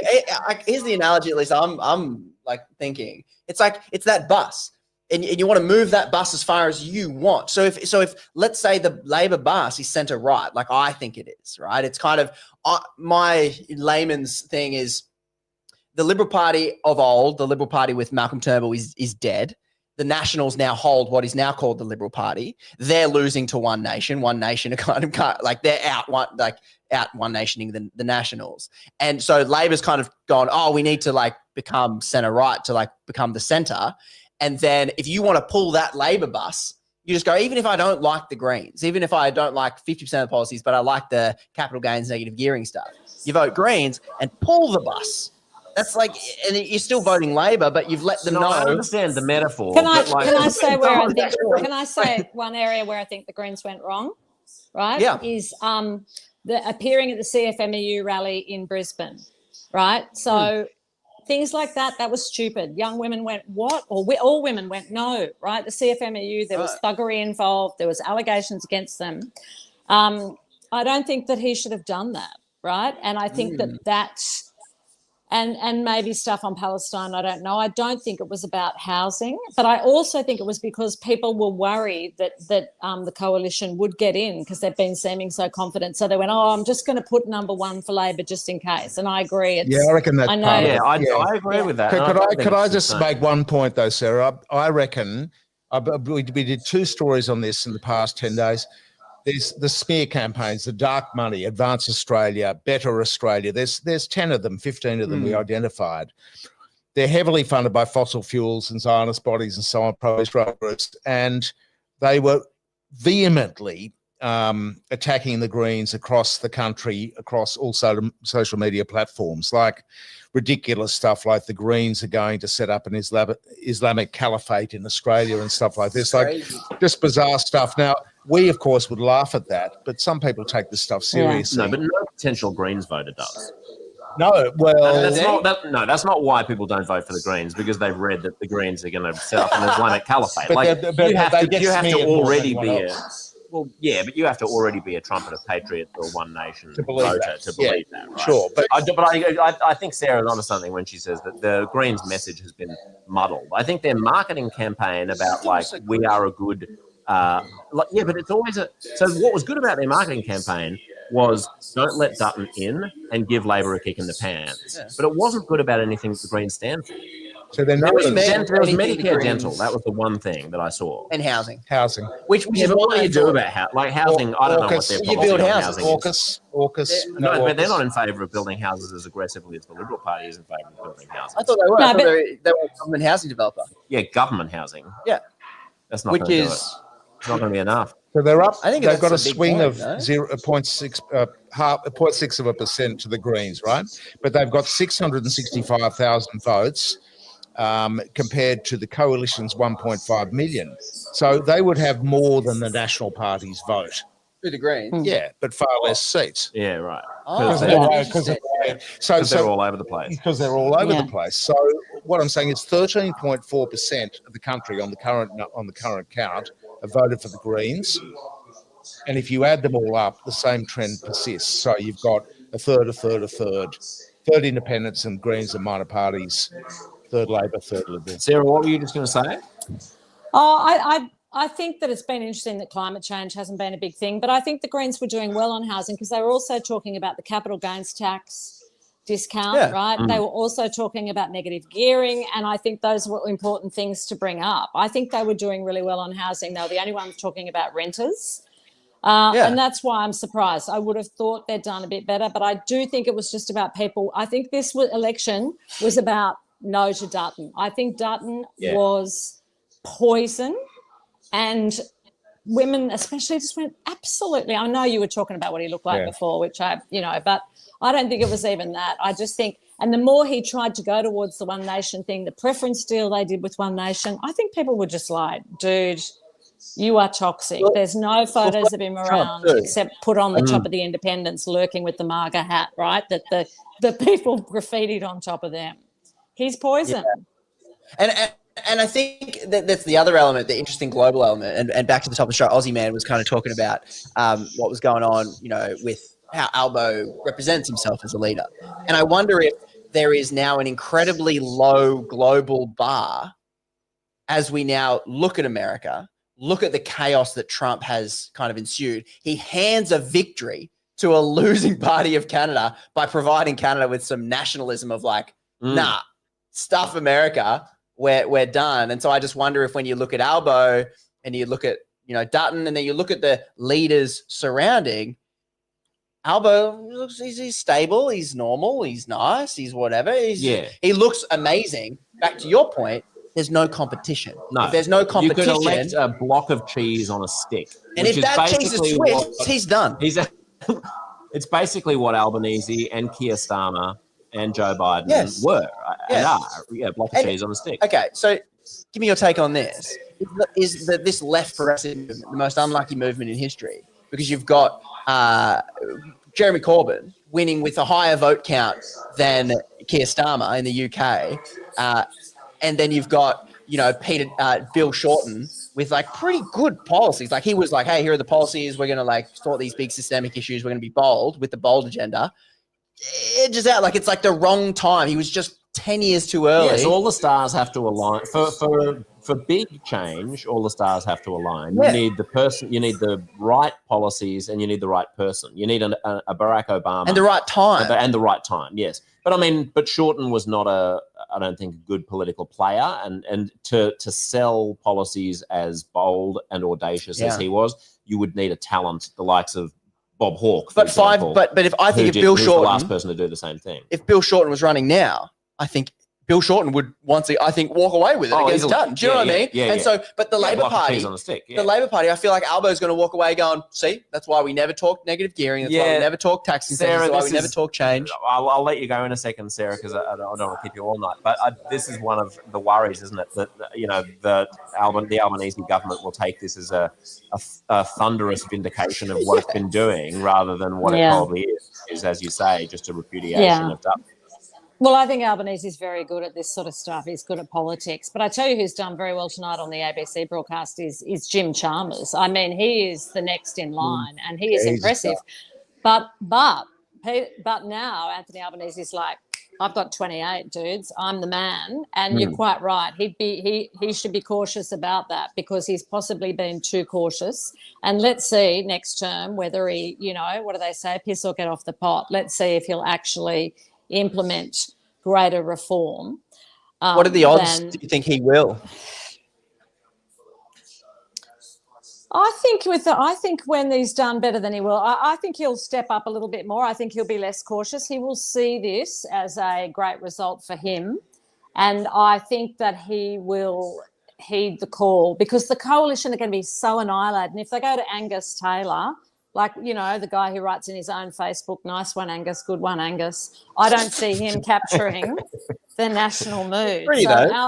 Albanese is going to have a field day with him in the House, right? Every time he talks, they're going to go, Sarah. nice It's one, a good hairline. hair. I mean, it's second only to... To quote Josh, smart enough. I said he's smart enough. I don't think he is. I don't think he's smart enough. He's a Rhodes Scholar. He's a Rhodes Scholar. Tony Abbott was a Rhodes Scholar as well. Exactly. Tony Abbott was a Rhodes Scholar. But no, I tend to agree with you on this, Sarah. Josh and Punters think he can do it. I'm just blinded by his handsomeness, his beautiful twinkling I saw eyes. you were taken. His twinkling eyes. He enchanted me. But He looks like a good bloke too, but the point is he doesn't have the intellectual muscle, and they will carve him. Chalmers will eat him every day in Parliament, will smash him. Yeah. And he's got the Cayman Islands connection, and he's got all these dodgy business, not dodgy, shonky business. But does the average punter care? Yeah, that's right. Probably not. There's a lot to work with in that department. He's not Dutton, though. He's not Dutton. He will be. That's right. Like Dutton was poison, as I said. He's not Dutton. But I do even think, Dutton's not Dutton at the moment because he's lost his seat. No, so Dutton's a not feather duster. But, someone just texted me the dick is out of Dixon, who's up at the Labor Party there. Like but Angus Taylor, I think, will be more attractive and accessible to voters than Peter Dutton, that's for sure. But Anthony Albanese should take this as a sign that he can bring in more Labor policies and be less cautious, I think. But let's see what he does. Yeah. Well, I suppose it depends what happens in the Senate as well, doesn't it? We don't know yet, I don't think. Do we know, Sarah, whether the Senate is...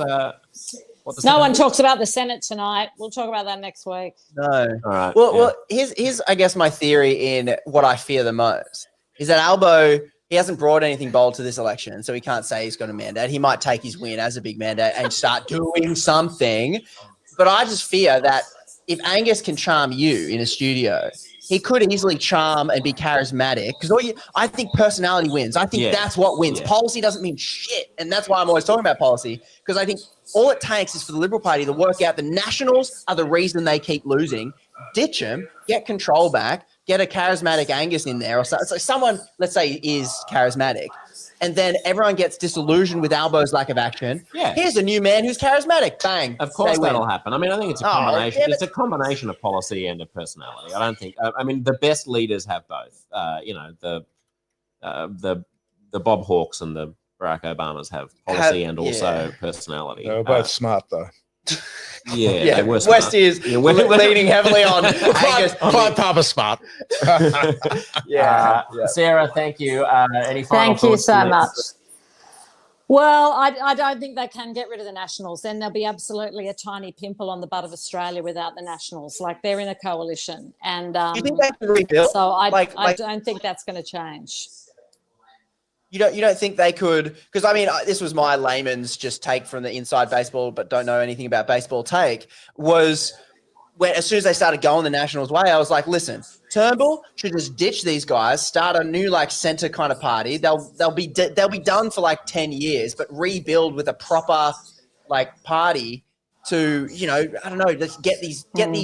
Problem is that there isn't a majority in Australia for that party. I mean, I would like to see a Malcolm Turnbull party personally. That would be the competition. Can I say one more thing? Yeah. So Yes. they've lost to the independents, right? So that middle liberal, those moderate liberals you're talking about them getting back to that, they've lost to the independents now. They've lost those sort of people. It's too late. So they've moved more to the right towards One Nation. They did that deal with them. Whether they come back and be more moderate, the problem is they've lost a lot of their moderates to the teal seats. So the hardliners are in there. They're not coming back. That's I don't right. know where they're going to they're go, cooked. but So do something, Albo. Well, I mean, nothing's the other cooked. It'll thing- just change again because some people just go, oh, I've covered so many elections. Do you know what I've heard more than anything? Oh, it's time to give the other guys a go. Yeah. So, Yeah. it's And, time I mean, factor. Sarah, in terms of the coalition and the National Party, you'll remember that when John Howard's most thumping victory, the Liberal Party itself won power, and they would have had it without the Nationals. There you go. This was back in the day, right? Like Yeah, okay. nowadays, the coalition doesn't even get as much of a primary vote as the Labor Party does. Usually, but he said at the time that the coalition is indispensable because you're basically straddling these two different ideologies in Australian political life, which is the Malcolm Turnbull one and the Outback Redneck one, for want of a better way of putting it. Yeah. And the Malcolm Turnbull one, neither of them has enough. Neither of them would ever win power on their own.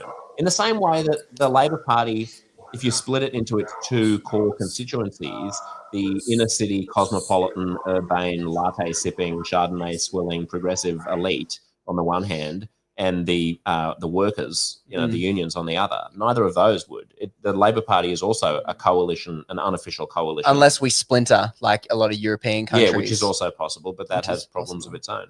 Yeah. Okay. Sarah, great to see you. Thanks Well, for I'll get back chiming to in. my Cardinay. How about that? And, enjoy your night. But, yeah, Drink it's been up. an interesting one. Amazing. I don't Awesome, really thank drink you. Chardonnay. See ya. Have a latte. See ya. See ya. See you, Sarah. Aussie man, what's your take on all that inside baseball, mate? That's a lot of info, and I was, of course, distracted and stuck in the chat room. What's the vibe in the chat room, mate? The chat room's popping off. It's fun. I've got your back, Conrad. I've got your back, mate. It's there's a lot of chats going on about multiple topics. So it's popping off. You don't have to worry about that, mate. You don't have to worry about that. But yeah, Western Australia, it's pretty good. Is that the official WA tourism slogan? Yeah, it's pretty I good. think so. WA. It's like Western. It's pretty good. I mean, here's a question for you. I mean, we make most of the money over here. What would you do without us? That's a Oh, question. we just die. Mate. I'd say yeah. Yeah, I mean, you shut the dig- fuck you- up. Yeah. You dig a lot. You dig a lot of stuff out of the ground. We got ground. so that's good. But I mean, we produce all of the productive energy, Services. the creativity, and all the services, and then we send a vast amount of GST back to you, so that you can suck off the welfare teat. You like that? You like Do ya? that? Do you? Is that truth or is that misinformation? No, that's truth. The eastern states send New South Wales and Victoria pay GST, and then the federal government disperses it to the other states. Any, but in all seriousness, what is our backup plan? Because resources is huge, and we dig shit out of the ground, and that's all we got. And besides kangaroos and punching down on Indigenous people, what else do we have? What, WA or Australia? Australia. Well, Australia, I think we all probably agree that we should be taxing our resources and keeping some of that money for ourselves. But we also have pretty big industries in, we have a big tourism industry, we have a big education sector. I think it's bleak. Like, I mean, I'm not an economist, and Westy probably has the numbers on it, but I think it is bleak. Our economic output, we rank on economic complexity lower than Uganda. Pull that up, Jamie. On economic complexity index. Get it up here. What? Economic complexity index. Find where Australia's ranking on economic complexity. If that's how complex our economy is. But all resource-rich countries rank low on that. I bet Canada does too. I bet Norway doesn't. You sure? Right? I don't know. I bet. I'll take that. Okay, Japan #1, Taiwan, Switzerland, South Korea, Germany, blah blah blah blah. Australia, I'll just keep like Denmark, Belgium. Okay, yeah. Find me Norway, then find me Australia. because I want to be Norway. Yeah. And in Norway, Australia is so low. We have houses, $1 trillion worth of money, like productive money that could be employing people in industry, starting things, locked into dumbass bricks that employs nobody, does nothing, just drives my generation out of housing. And then you've got mining, which we give away for free. And once that's gone, it's gone. Like Norway will have converted their money into a massive piggy bank. I know. We're done. We're cooked. What do we got? You and I are in like furious. So where's Australia? Australia. Well, no, you got to go lower than 35. We're like 70. Yeah, we're a farm and a quarry, as they say. That's keep going. We're like, just Google find Australia.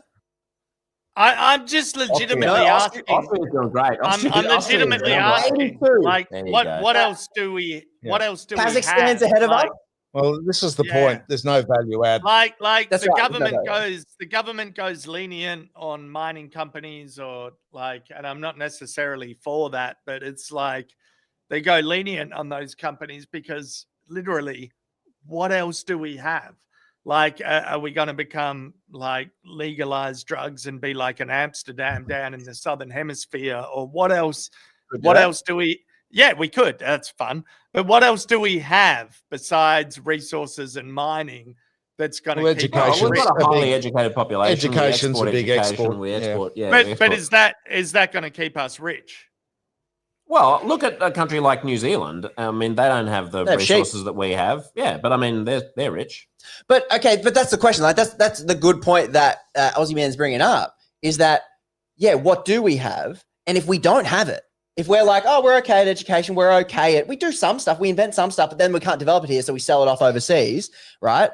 What are we building? We have land. We could have dirt cheap energy. We could have that, but we give it away for free. So you're talking about Peter Dutton's nuclear power plants, right? That's where I was going. This whole thing. Do we have now, boys? We do have a new guest lined up for us to jump in. I believe Osher is here in the chat. Just give us a thumbs up in the green room, mate. Just make sure that you're ready. Can you hear us, mate? Can you hear me? All right, we got Osher coming on. Osher's going to jump in. He's going to kick. Osher's going to come on and kick one of us off. That's right. Do I need a rose?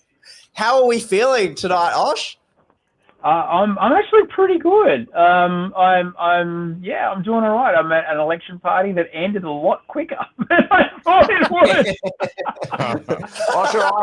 The party or the election? It was like, boo, go home. Oh well, everyone someone called it, and then the place kind of emptied out. So it's been fun, but it's been a great day. My wife got on the tools down at the school, doing her part to make Australia great.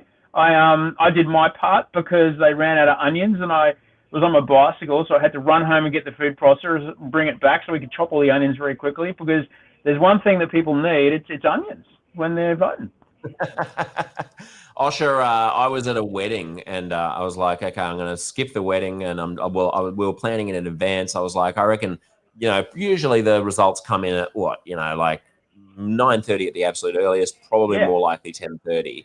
So I'll rock up at 8:30, and my ass had been on this seat for like 12 minutes, and then all of a sudden, like, Dutton loses his seat, and like Labor's got a majority, and I'm like, do you remember an election? I don't remember an election ending that early and that decisive. No, I don't, and I certainly don't remember feeling such joy and faith and belief in my country.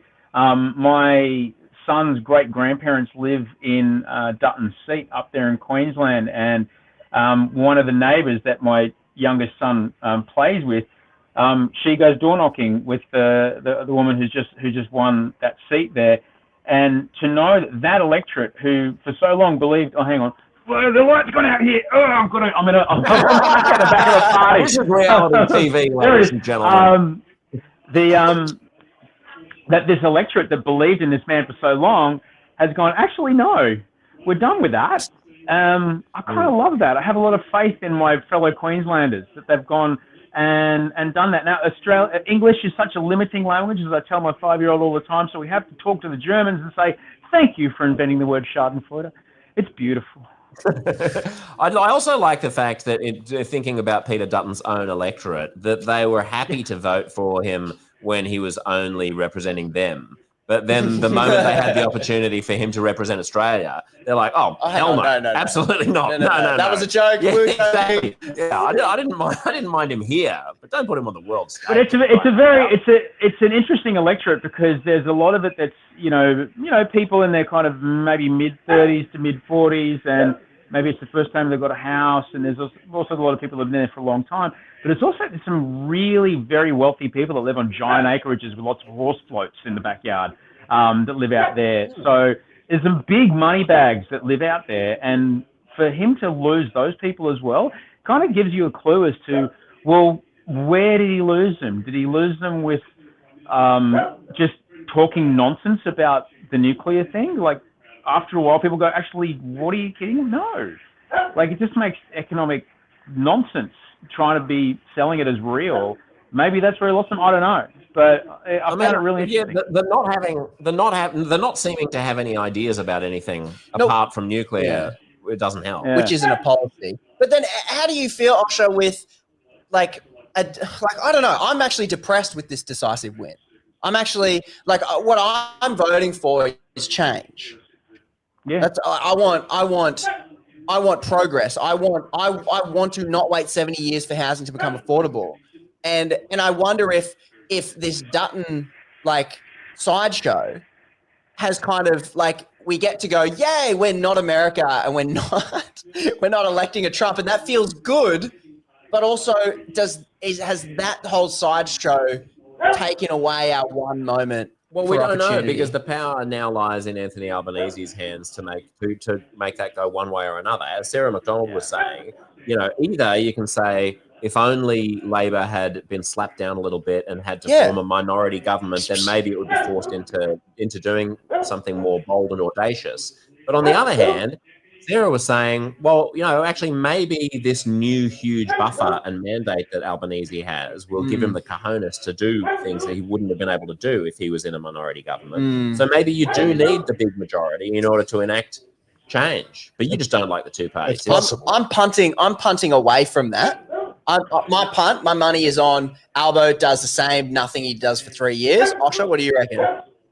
I certainly hope that doesn't happen, but I dare say that now, between, I heard you talking about, our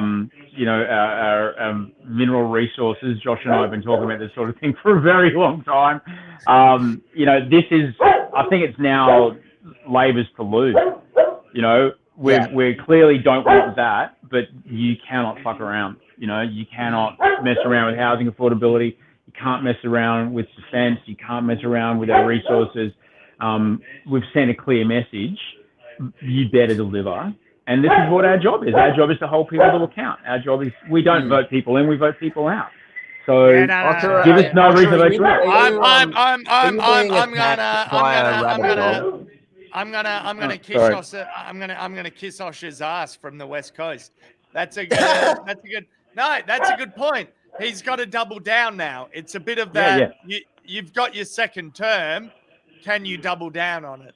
Can you actually have some conviction and fucking sort some of this shit out? You look right at him. Do you reckon he can deliver? Does he have the cojones? Does he? Yeah, can you call? He's not. If you want my honest opinion, he's not weak. He's not. Yeah. He's not a weak man. And that whole campaign. Do you think he'll do it? Do you think now he's got majority? I hope so. Is my only answer to that. It's but if you put money on it, which way are you going? I'm not putting money on anything. I'll put money on a horse or Brisbane Lions. Fuck yes, winning the grand final. But what Osher's saying, it's a good bet. As a Lions fan, it's a good bet. But what Osher's saying is he's got a chance to double down, and I do think he'll take it because in all sincerity, I do think his heart is in the right place. And I met the fucking man, and I don't think he's necessarily playing the Game of Thrones. I think he's out to fucking have a good crack and make some change after 9 years of a pretty shitty coalition. So I think he'll have a go at doing what he can with these big issues such as housing and healthcare. And yeah, I mean, a lot of us, I think, tonight are going to have hope in that. And it's not necessarily a misguided hope. I think he gives a shit. And I think that's a big difference from Dutton in terms of, they're both the same. They're not. They're very different. And I think he's got a lot of difference from Dutton. And I think he's got a lot more conviction than people think he has. You've still got to play the game. I think that's crucial. You've always got to play the game. There's no way around that. Like it's a bit shit though, isn't it? I think that's the power structure. That's the institution. That's what's embedded in society and in our country is a power structure and an institution. You got no way around playing that game. But the other thing that is embedded in our society is the agitation and the upward pressure. We cannot underestimate the upward pressure and the power of upward pressure on policy. And Punty, your billboards are a perfect example of this. You've got to keep drawing attention to it. You've got to keep going. It has been 100 days. What? No, nothing's changed. You have to keep. It's not like, we're here, relax. No, it's like this is the part where you go up to fifth gear. Whatever you did with billboards, whatever your people got behind you, do it again. Like this is where you have to be. You cannot be denied. If you're undeniable, you won't be denied. And whether it be like Dan Illich putting those billboards in Times Square or you putting the billboards around the neighborhood, you've got to keep the pressure on to let people know the fucking mandate has changed. The social license for this kind of behavior is over. This is what the people want. That's also huge. One of the things or else, the two parties get lazy, and lazy and apathy is huge. It can kick in, and you can go, "Well, I've achieved the top position. I'm done," and that could be a feeling with Albo because he's been in politics for 20, 30 years, right? So you can go, "Well, apathy has kicked in, and he's just riding it with the top job." But I still like to think he gives a shit. I think he has multiple issues on his mind. And I tend to credit that as being a pretty big deal because I'm like, you don't have to. You don't have to think multiple issues like should deserve your attention. But there's so many fucking issues out there. It's like Osher Ginsberg. One of the many issues that you've spoken about at length on Uncomfortable Conversations, my podcast, and elsewhere, is climate change, and it seems to have been pretty absent from this election. How do you feel about the state of climate policy and the amount of focus that it's getting? And I'm not thrilled about the green lighting of so many new oil and gas projects by the geniuses at the current government and now this current government. It boggles my mind, not only as a very silly economic idea, but also a very silly idea for the health of us as human beings. So having some sort of economic rationalism about this action, it's got to be done. We do need to very seriously. We've done it with the nuclear thing. Baseload power is a really interesting thing, and so is an economically clever decision. And nuclear is just not it. All right, storage, yes. Renewables, yes. Nuclear, no. But we do have to have that conversation. I think a lot of the communication around this sort of stuff has been framed with so much doom and gloom. If we frame it in possibility and think about, well, what could we do with abundant free energy when it comes to manufacturing in our country? Probably quite a lot. What could we do with exporting the energy that we generate here in ways that are not in liquid petrochemicals? Probably quite a lot. There's a lot of economic upside that we can frame climate action as, and that has to be the messaging, because that's the only way you're going to get center and center right people over the line, is going, well, here's how it's going to affect your super. Here's how it's going to affect your property prices. It doesn't matter if you start talking about trees or ocelots or whatever the fuck. They don't care. It's, really? I'm only going to have this much place to retire on? Maybe I will change my mind. You've got to go with the money. Yeah, I also like your point, Aussie man, about like Albo being a person who gives a shit. I think that is something we lose in our cynicism about both parties. He actually does. I think he actually does. Like, and it does matter. And, Yeah. and if you can appeal to the better angels of some of these people's nature, then it is possible, as long as they see their own political self-interest aligning with their aspirations and their visions, then you can cajole them into doing the right thing. I'm just a systems guy. And I just look at incentives. And I believe you 100% Aussie man that I do think he does give a shit. When it was him and Bill Shorten like vying for position, I wanted Albo. I saw his heart in it. I've seen baller Albo, the young Albo. And I'm like, I want this guy. And then I got Bill Shorten and didn't like him as much. And now in hindsight, he had way better policies, in my opinion, than Albo's got.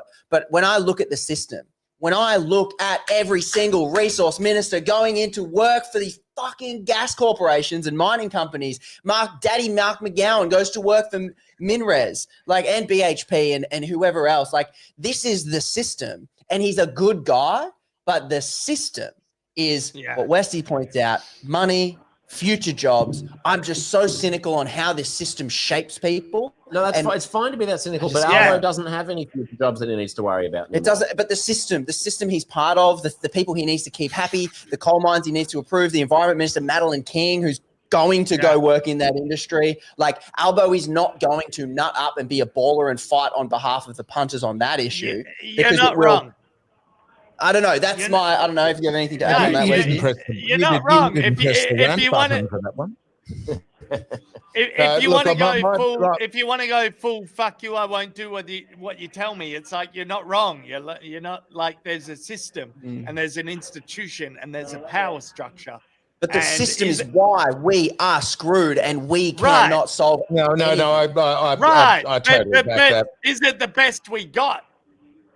No, it's not the best we've got, but the only way to change it is through the democratic process. And the problem is it's loaded. The recent electoral law changes loaded it further in favour of the two major parties. Yeah. And when you look at this parliament, it's an emphatic result, but who's going to be voting with each other? The parties with all the money, because that's where the money comes from, all the corporations. So the Liberal and Labor parties are going to be voting with each other just as much as they have in the past. And Aussie man, I totally concur. Josh, on board. Albo is a better human being. I think he's a decent guy. What he's achieved, coming from the left of the New South Wales right-dominated Labor Party all the way through to Prime Minister, with a lisp from a housing estate with his mum, never looked back.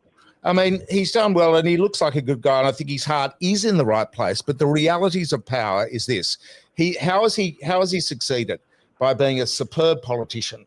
You've got to give him that, because he's won this election despite the fact that Dutton was ahead in the polls, a lot of money behind him 1 month ago before this blowout. How did he get there? He went there by going to the centre and hogging the centre. And the dumb libs, who my theory is talent deficit, they've gone further to the right. They believe the Murdoch thing. They've lost moderate, sensible centrists who are respected across the parliament, like Burmo, etc. People have just left. And so there is this polarisation, but Australian politics has moved to the right. Now, if we tune into Sky News, which unfortunately doesn't look like we're going to do, which is to my great chagrin. I just got the headlines. I want to see Paul Murray's face. Come on. But, I think the problem is you've got this, but that's where the money is. Now, in moving to the right, they keep approving, as Osher said, fossil fuel projects. Not as many as in 2022, 2021 under ScoMo. Sure, it's down, but it is rising again now. They just approved the biggest, dirtiest gas project in Australian history, Barossa. Huge, dirty. Which will be for export. It's all for export, mate. And 80% of it is, other guys export, like Inpex, the Japanese guys, they export 100% of it, except they might get tapped in an emergency. But the money has infected Australian politics to the point where even if Albo, with his best intentions, he's got to get through a party room, he's got to get past the Liberal Party bagman to say, no, we have to make a decision which is against the interests of Woodside. And with all due respect to great West Australian companies, Aussie man, Woodside, it wasn't Woodside actually, I'll retract that. Santos literally wrote the legislation on deep sea drilling that was passed, I think, last year. They literally wrote it. That we did a long, Rex Patrick got all the FOIs back. Santos literally wrote this stuff. Now, we've got a problem with money in politics. Now, that can only be solved by either serious political donations reform, and then you've still got the lobbyists. Mate, seriously, there are politicians who go to bed at night with government relations people for the gas lobby. Now, we're not going to go into the names, but I mean, it's quite well known. I mean, this is, pillow talk is even stronger than money. Canberra is a hive of lobby groups and Big Four people and everybody just surrounding the Parliament Hill. I mean, I'm not 100% saying they should get a free pass or get less tax like benefits. It's just like, what else do we actually have? Like, well, I mean, one possible solution, besides resources and mining and minerals, what else do we have besides? I mean, one possible solution to the kind of Indigenous people. Education is one. Yeah. On the question of Osher, I want to be able to let Osher go as well, because I don't want to keep him all night. But Osher, did you have an independent candidate in your electorate, and were you ever tempted by Teals and so on? Because when Michael's talking about the capture, and I completely agree, Westy, that I'm skeptical about the level of influence that money has in comparison to how damaging the influence of not just pillow talk, but just the soup that you swim in. It's just your world, right? It's a bubble. It's a system. It's like it's not that you're being handed brown paper bags full of cash to do something. It's that you just think that doing the thing that all of your mates who go golfing with you think is the right thing to do is the right thing to do. Simil you. And so, one of the things that I think was optimistic about the Teal wave at the last election was an attempt to bring in more actual independence. Like, our political system was supposed to have representatives who would come from electorates, and they would go to Canberra and they would work on behalf of the actual people. And those representatives might be shopkeepers, and those representatives might be local, whatever, teachers or whoever. And they might go and be a politician for a while, and then they might go back to the electorate. The idea of having full-time, lifelong career politicians is a kind of a strange thing. And I guess take that where you will, Osher, but maybe some final thoughts about that. Like, is there a way of empowering the political system so that it is more responsive to the needs of actual people? Well, I guess, okay, so I'd say a few things. Like, number one, people have to remember, so again, yes, all the coal and gas approvals, Australia can take away the social license for a company to operate like that. Look what we did when supermarkets decided to bring in plastic bags. All right, we can, if we want to make a fuss, we can click a finger as a community and do it. So do not underestimate our power. We can do it. Number two, the people who become prime minister in a country are not the best leaders. They are not the best at leading people. They are simply the best at playing the game of being the leader of their party. And that is not, they're two very different skill sets. All right, in this modern time, we need someone who's fucking visionary. So how do we then incentivize those parties to bring someone visionary into that place? I might get a lot of kickback here, and it's certainly something that Punter, I heard you talking about. But if you could say to someone who becomes, an MP, it's like, we're going to pay you $3 million a year, $3 million a year. But that means you won't be taking some sort of bullshit, blind contributions to a family trust from some company for, doing a favor for somebody. Like, you are, if you make people immune to grift, then people can really kind of trust in what it is. And it becomes a thing people from the private sector become like, yeah, this might be all right. We have to figure it out. But we cannot feel impotent or powerless in the face of these imaginary deals being done with people on a private jet somewhere in the Pilbara and somewhere else. We as a community, if we make enough noise, we can be pretty pissed off. And I have not had a chance yet to check the independent in my seat. You could tell me live and you'll be able to see my face if you tell me who won Wentworth. Because I don't know. Allegra won an hour ago. He's got no idea. There you go. In fact, I think they've all won, and their swing is 4.5%. So it's an incremental endorsement of what we're all saying. Yeah, that the Teals, the Greens have only edged, but the Teals, because they've represented their communities, and not a party machinery backed by corporate donations. So we are heading in the right direction. The question is, as you guys raised before, will Albo use this mandate because he has the heart? That's what he wants. We've got to demand it. We've got to demand. We've got to, as if. What would you do? I guess my final thoughts would be, what would you do if Dutton had got in? Do that, because that's the amount of noise that needs to get made to get change to happen. And whatever you all are doing, and you, Josh, and you, Punt, and you, fucking Ozzy, you're all doing it. Don't stop doing it. Just keep doing it. All right? I think that's, all right. That's why You part do of me it feared. Whether it's Marriott, oi, whether it's Marriott first sight or fucking whatever, you make a political statement, Osh. Hang on. Hey, that works. Yeah, that works. We'll take that. Thanks, Osha. Thanks, Dosh. Go, boys. He's all right. He's all right. That He's one. all right. He's a good man. He's all right. He's all I right. reckon he's all He's a right. good man, that one. And she's romped that- it in against Dutton to 50, Do we have another person 56%. ready to come in? No. That's so is it? He's at an okay. elitist Sydney party, but that's fine. Yeah, I'm really like, Yeah. you got to be on. Oh, some he's level. at such an elitist champagne party, but that's fine. I know. That's what I was saying to Osh is Josh. I'm like, all right. how do I cop an invite to some of these exclusive parties? Isn't someone watching the punt and want him to come to their suite? Like, I know. Yeah. We make our own parties, mate. well, we have to. That's We why do. we do this. We don't Guys even wanna cop an watch, invite. That's literally what losers do. Do you guys want to Do watch you Dutton's want to? concession? Yeah, let's watch Yeah. that. Let's watch Dutton's concession. And then I want to see which indies got up to see how depressed I ought to be. Yeah, we'll They're check the all stats. But Because- Dutton has lost his seat Because officially. okay, because while that comes up, the thing that scares me most about an Albo, and I hope I'm wrong, prove me wrong. I hope you're all right. But if he continues, Well, to be clear, I wasn't making the prediction that he is going to no, go big on this. you have more hope than me, I reckon. I was just pointing out the possibility. That's your still more hope than total me. doom, My doom. your complete Because- negativity because can my- be mitigated. Because my somewhat. biggest fear is that with someone like Dutton, he's so you see how quickly we turned on ScoMo? Like we discovered him in 1 year when this guy's a fraud, hammered him. My I don't fear. know, I feel like I knew it was fraud all along. Yeah, but not everyone No, did. no. Whereas the fear is ScoMo Albo- was fucked. Yeah. I feel like Albo will burn people slowly, and people.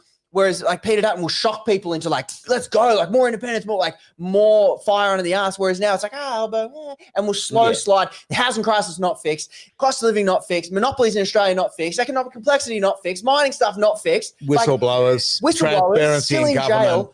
government, no movement there. Long Do you reckon term. there still won't be? Because Well, they said it emphatically 3 years ago. Yeah. They're going to have whistleblowers reform. Now they're Yeah. in jail and Yeah. about to go to I jail. know, that is absolutely galling. And the thing is, that is really so bad. easy to fix. Like housing Yeah. crisis, I It's have harder. some sympathy Yeah. for politicians because it's really, really tricky. Mm. But something like whistleblowers, and like, transparency, which it's is key to the- government because, and Rex, who works with us, he is big. He does FOIs.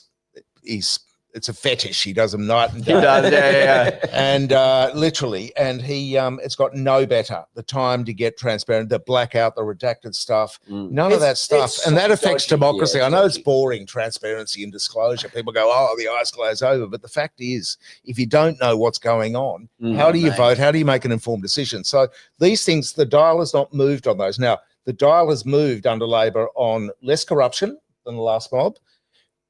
Better economic management, there is no doubt. I mean, they get bagged by the right badly for it, but they're competent economic managers, if unspectacular and not visionary, right? Chalmers, obviously a bright guy.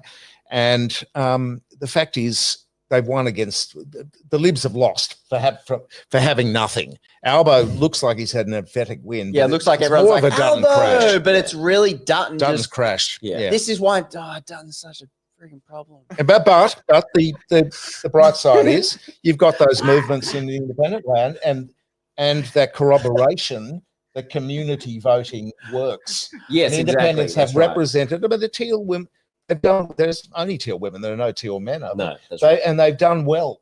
And I mean, By and the large. other thing you got to remember, Punt, is that the lesson of the Teals could also come back to bite Labor in the ass, in the sense that if Albanese is, if he continues to basically sort of betray traditional Labor Party ideals, if that's what you see him as doing, splinter. then there could be a Teal movement on the left. Look at Of that. independence, of Yep. coordinated independence. 84 seats. Yeah. Yeah. 84. Wow. So the 84 resolve poll seats. got it right. LNP 37. That is They extraordinary. got So- pantsed. They have Yeah. half. Wait, less than half the That, seats. The coalition has less than half the seats of Labor mate, at the moment. the other is Power to Other's the people. doing pretty good. Other is smashing it. Yeah. I think other is what you want. Oh, Yeah. well, I don't know, guys. Well, There's We a do lot we of- do have All a right. speech lined up if we do want to have Oh a crack yeah, at that, let's have a look guys. at that. have a look.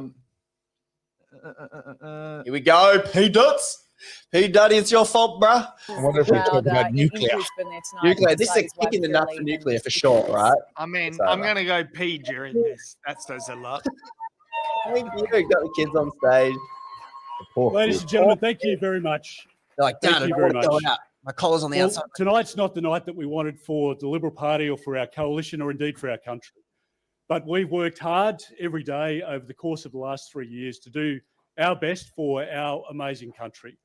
One of the great honours of being the leader of this party is that we have met people from every side, every corner, the length and breadth of this country. And there are many amazing stories. People who have sacrificed, people who are doing hard at the moment. And I've always wanted in public life for the best for our country and the best for every Australian. The highlight of my career has been as the Defence Minister, and over the course of this campaign, on Anzac Day, we caught up with young veterans in Townsville defence thing at the didn't RSL, work. and it reminded me of how lucky Say we the are as a highlight of the country. career was defence. And I want to It's not very acknowledge all gracious of those that men this and particular women in chapter- uniform August, who the biggest keep us hospital safe path in as a history. country. Oh, bruh. Look at them all sad. Now, we didn't do well enough during this campaign. That much is obvious. You're gonna tonight, resign, you and reckon, I accept right now? full responsibility for Well, he lost his seat, so he doesn't have- Earlier, Oh, yeah, true. I Figured it out. called the Prime Minister to congratulate him on his There you go. success tonight. It's an historic occasion for the Labor Party, and we recognise that. So is it Angus? I congratulated No, the well, Prime wouldn't Minister, be and anyone T and yet. Jody and Nathan I don't think. all the very best. Or does And it I said to the happen Prime like Minister that? that he I don't know. would be incredibly I don't know what the proud Liberal Party of his leadership achievement tonight, succession and he plan should be is. very proud of what he's Let's find achieved. out. Thank Jamie, you. bring that up. You would imagine that they'll have a vote. I don't think it's not going to be I automatic. also had the pleasure of speaking with Ali France, and Ali and I have been combatants for a number of elections now, but she was successful in Dixon tonight, and she will do a good job as a local member. She lost her son Henry, which is a tragic circumstance that no parent should ever go through. And equally, I said to Ali that her son Henry would be incredibly proud of her tonight, and she'll do a good job as a local member for Dixon, and I wish her all the That's very best. Labor, hey? Took the thing. Yeah. They're always better when they're no longer politicians. Yeah, they instantly stop becoming. Yeah, they become human Dickheads. beings. Now, it's been a great honour to be leader of this amazing party for the last 3 years. And I want to firstly acknowledge David Littleproud, who has been a great partner in crime. He's led the National He Party lost it for with you. great Don't thank distinction. him. He's had the strength of character to stand up on issues which are important to us, and we've worked incredibly well together. He's done a great job, and he will do into the future. I want to say thank you very much to Susan Lee as my deputy, and also Angus Taylor as a shadow treasurer, and other senior members who have contributed to the success of the last couple of years. Oh yeah, so it would be Susan Lee. I if it also were want to automatic. say a If he's the very, deputy very nominee. big thank you tonight. doesn't Most apply. importantly to National? the millions of Australians who have Oh yeah, that's supported right, because of the So it won't A be couple of a other people cancellation. put up their hands. It's not No, they'll have our a as I vote. point out, and there are good It'll be members, Angus. good candidates who have lost their seats or their ambition, and I'm sorry for that. We have an amazing party, and we'll rebuild. Can I say thank you very much to John Olsen as the president of the party? He's done a fantastic job. To Andrew Hurst and all of the Right. secretariat for the work that they've done. So he's done. We I probably want don't. to say I thank don't you know. to my staff. We're probably good. Who are He's just amazing, good. led by Alex. Yeah, I reckon we're Dalgleish, good on that. Jody. Look at Angus right there. Get a picture of Angus Taylor up. That guy looks like Look a at it, PM. He's dreamy. He- Can we see that? Jim Jamie. Jamie. Find a picture. Google handsome Angus Taylor, Jamie. No. Okay, go to the ABC article. Jamie. They got like, if Bring you that up. go, will there be a leadership change on both sides? ABC article. And what we've got here is a photo of Jim Chalmers, who is a decent looking middle-aged man. I mean, he's no Angus Taylor. But next to Angus Taylor, look at that. Look. A magnificent, look at the brow. Ah, Look at the coiffed hair. You get an Akuba on that nog. Oh, mate. You put him on a horse in the Snowy Mountains, give him a whip. But I do take Westy's point. Jim will destroy him. Not much going on inside. Intellectually, Jim is blah blah blah. All your book learning. Where's it gotten you? Your books. Give me a horse. And in the presidential system in the US, I'd agree with you, mate. Where you don't have to face off Jim Chalmers or Paul Keating on the other side of the chamber. But who watches you watch the Question Time? It's true. I don't watch. Who watches Question Time? It's true. When you get shown up, they clip bits of it, right. But it's true. look, he's very presentable. He's for very sure. presentable. Presentable is a polite word. But I just can't see. I can't. Any too much. Patreons? I'll make a bet right here and right now that The Angus water Taylor stuff. will be Prime Minister of Australia. You know what? That he will be Prime Minister. I think okay. People will get bored of Albo. Can I double your odds, or is this your same odds? Is it a Give me your Stephen scenario. Bradbury type announcement or like Yeah, falling he upwards? Bradbury'd himself. Yeah. No, but I don't think it has to be a Bradbury. I reckon he'll be the person. He'll be a perfectly adequate opposition leader. Yeah. And then at some point, At the some- coalition yeah. will win. I'll take that bet on your side.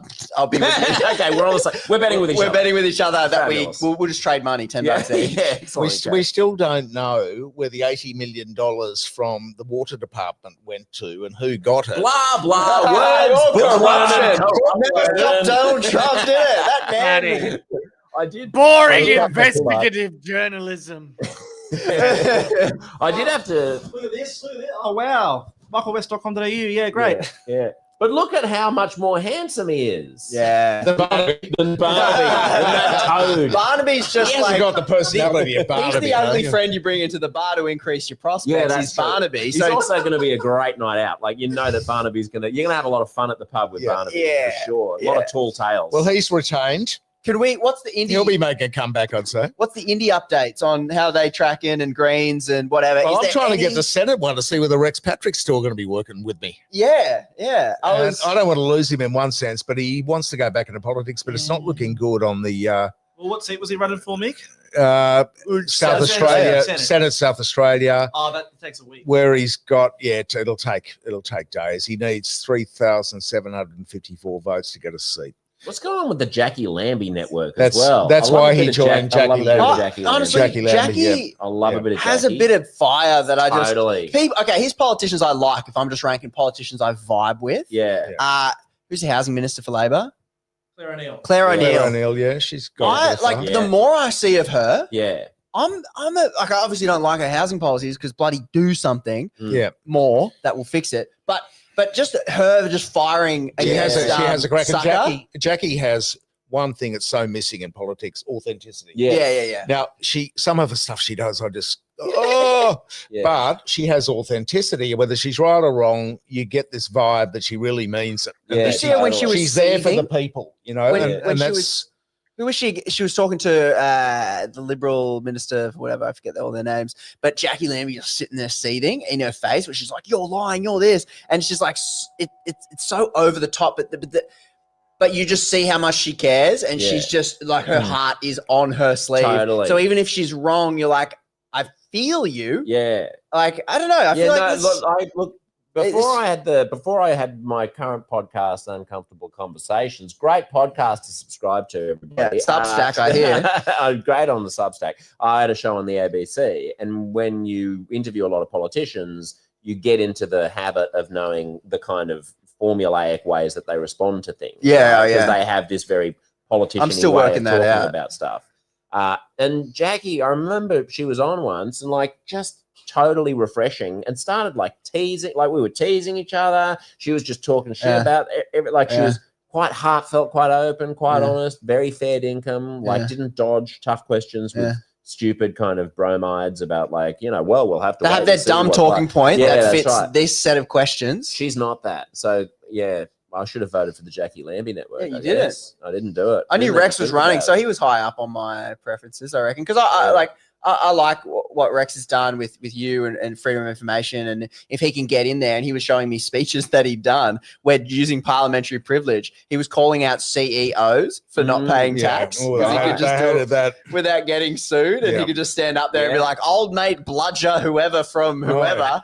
Like that's what we need more of. And so I'm like, I'd like a bit of that. But Well, yeah. How about some free speech laws in Australia that make it easier to do stuff like that as well? do we need laws? Do we, or do we need? Well, the something more? defamation Well, I would- laws I in would Australia are reform as bad as any in the world. I would reform defamation massively. It's incredibly difficult to talk about anything in this country. It is. I mean, even sub judice and things like that, things you can't say before trials. It's extremely risky talking about. Well, it just favors people. It favors wealthy people who can use their wealth to muzzle people through the courts. Yeah, Or But it slap just- it suits, is that doesn't- what that's called? Yes, it slaps them. yeah, Well, I've just strategic- I've just had a 4-month, I know. $40,000 I one, know. which just was a killer. Like What do they call it? you know? Strategic. slaps it, strategic litigation against. And that's something. when they just take their money and hit you with a suit that may or may not stick. It doesn't matter. Well, there is just that, but to rake but up fees on you. Yes, but there's also something different, which is just the structure of defamation law in Australia is such that if I say that you did this thing and then you did that thing and then you did another thing, then you can sue me. So I say you did A, you did B, you did C, and you can sue me for saying that you did X, even though I didn't say it. But if you can prove that a reasonable an person imputation. would have believed that I Whoa. was implying that Yeah. you did X, Yep. so I can be totally factually honest. I can say you walked down the street, What? you went into the house, there was a gunshot, you came out of the house, and a woman was found dead. That So can be you defamation, saying I did because it. you can say, well, a reasonable person would assume that he's saying I did it, but I didn't say you did it. No, All I that's did right. was report on the truth, and that is illegal in Australia. Yeah. Oh man, we are screwed. Yeah, And if they say that they've suffered damage to their reputation, that's right. then they can get quantified damage. That's a bit harder with the reforms from a couple of years ago. But the point is, I see it all the time. These laws are used. There's ambulance chasers running around all over the place, nailing people for tweets and all sorts of things. So And Albo's not going to change that. he's not going to change that. I mean, there's a lot of things that he won't change, which is my point. But now we've got an 85 seats to the ALP, which is even beyond what the polls are saying. This So is insane. we could almost say it's a landslide. What It is is it? a What- landslide. This what is not a landslide. A mountain it's fell a- on top of Peter Dutton. I mean, I don't remember ever seeing anything like this. I mean, what would be the closest? I can't This even is think how of the bad- closest There's been it a would couple be. of I mean, landslides, possibly- but this is one This of is them. going to break the end of the bar. Yeah, it's going to go off the edge. It's of the gonna go off there's the not enough edge. room on the ABC No. News seat counter. No. So, yeah, This is no, all crazy. right. That's amazing. What an Okay. amazing night. So just for Okay. some context, here's the 2022 results as well. So Okay, excellent. Albo just made it Just over the line, scraped over. and Mm. here is tonight. All projected tonight, 41% counted, I believe. And Okay. just can you just toggle back so I can see the LNP yeah. in 2022? What was the how many seats did they So have? viewers can see it. Here we go. So yeah, 2020. they've gone from 50. So really, there's no way, because if you look at the number of seats that the LNP have lost from 58 down to 39 at the moment, is the projection. It's so much more than the number of seats that Labor has gained that there's no way of interpreting this as anything other than just a massive slap in the face. to The Dutton. quiet Australians have spoken. The quiet Australians, they're not quiet anymore. And they said, Maybe we're "Shut the up." quiet They said, exposure. "Shut up, Dutton." Dutton. Yeah, wow. Amazing. All right. Well, I think I might call it a night. I then. love I'm gonna that. leave you. Usually, Fabulous the, people. There's nothing else to be said. Yeah, we should wrap it. I think that's good. pretty good, huh? Right. Do we have a Patreon just chilling, hanging out? Does he Oh, wanna- Aussie man, you're up, mate. You're up. Come Oh. on. Aussie man? all right. Shout out to CA for your $5 contribution. Looks like ALP, NLP, and the mainstream media won the election. There will be no hung parliament or minority government this term. Ooh. Shout out to CA for your $5, and then for $2, caps lock discuss. They want us to discuss. I'm a bit tired. I'm not discussing. And then did $10 with more depth. Future, take the money out of politics to a controlling body that is managed by the Punters. opinion sent to AI. I don't know about AI. I'm going to skip that. Cheers for your $10. Zadora, $14.99. No comment. I love you. I love that. $14.99. $14.99. No comment is a big statement in its own right. Tim Thurling, $7.99. Labor policy, future made in Australia is pretty damn good. Green tech research manufacturing. I dig that, Tim. I dig that. Yeah, that's good shit. I do. Yeah. Green tech is fucking, it actually is the future. So fuck yes, Tim. Yeah. Fuck yes. Quigs Anton, got to give it a go. Why not? At this point in time, we're either doomed or we give it a go. So fuck yes, Tim. Quigs Anton, $5. Thoughts and prayers for Clive Palmer's chairs tonight. I love Did he get anything? Oh, we don't know yet. I don't know what happened with Clive, but Tim is like, fuck you. So I'm with Tim. I can Ziza. Oh, I shouted you out earlier. $10. You are way too arrogant, man. Skip that. Don't worry about it. Bass. Yeah. It's a hate comment paying to be prioritized as a right. we'll take the money. No, take the money. My vote is not swayed by my super being affected, superannuation. Righto. We'll chat about it later, honestly. Ross Rhodes, $14.99. Dutton is giving the concession speech now. He actually is. He was. Well, the Libs are going to be in turmoil for a while. They are. I mean, ScoMo, Abbott, that 9 years was fucked. WA, we were ahead of the terms. Colin Barnett did 9 years. We were ahead of the times. Colin Barnett did 9 years. By 2017, we were like, this is fucked. You're in it for yourself and your mates. So you just took a while to catch up, the rest of you. Travis Muir, $7.99. Do we think that this was do we think that with this thumping the Nats, realizing that they will be better solo than sandbagging themselves with the deadweight Liberals? Cheers to Travis. Good comment. Ghost, fucking Australian Super is the largest leader in the world. That's our new industry. Cheers to Ghost. You got a lot. I can't remember where I was at to before. Please confirm Dutton lost Dixon. I think you confirmed JGB with your $2.99. We'll confirm that. Dutton lost Dixon. Ben Farrell. Ben Farrell, you've just dropped money all over the place. We barely has a force. FFS get us some money for all the resources you give away. Western Australia. That's where we were 40 minutes ago. I was like, well, what do we have? Resources. And you guys actually still haven't answered. What do we have? Well, okay, answer that question. What I would say is, besides kangaroos and punching down on Indigenous people, what do we have besides resources? It's not that we have, it's what we have the opportunity to do is we take those resources. This is what Future Made in Australia does like 1% of. We take those resources, we process them, we make things from them. We complexify our development so we don't just ship raw product. We add value to that raw product and make more profit of whatever we do because we have a manufacturing advantage by having cheap energy that we could have for next to nothing. We could take that iron ore, turn it into bloody iron or whatever you make out of iron ore, and then you take that iron and you go, let's make something else out of it, and then send microchips overseas. That would be count money. Semiconductors. That's where it's at. Yeah. In the end, we'll make semiconductors. I think it's a good question because if we're thinking about kids and our kids' kids, it's like, what do we have besides resources? We don't have shit. Oh yeah. Well, but that's more than other countries have, and they. Well, we've got renewable energy. We could be a renewable energy superpower. Do you know the CFC, the Clean Finance Fund? That actually is always run at a profit, and they crowdfund in a bit of money from the private sector with the public guys, and they issue bonds and do all sorts of financing things. That is run at a profit. That's where the money is. But of course, because of the media, all this stuff has been bagged to some sort of another losing government agency. What they need to do is do the Future Made in Australia thing and chuck it into the management of the Future Fund, who are professional investors, crowd in the private money to make Australia a serious renewable energy finance Silicon giant. Valley of renewable. Yeah, I mean, we energy can do it. source. We've got we can do it, and batteries and everything like that. This is where there's really the Libs, young people, more accounted for more of the vote in this election.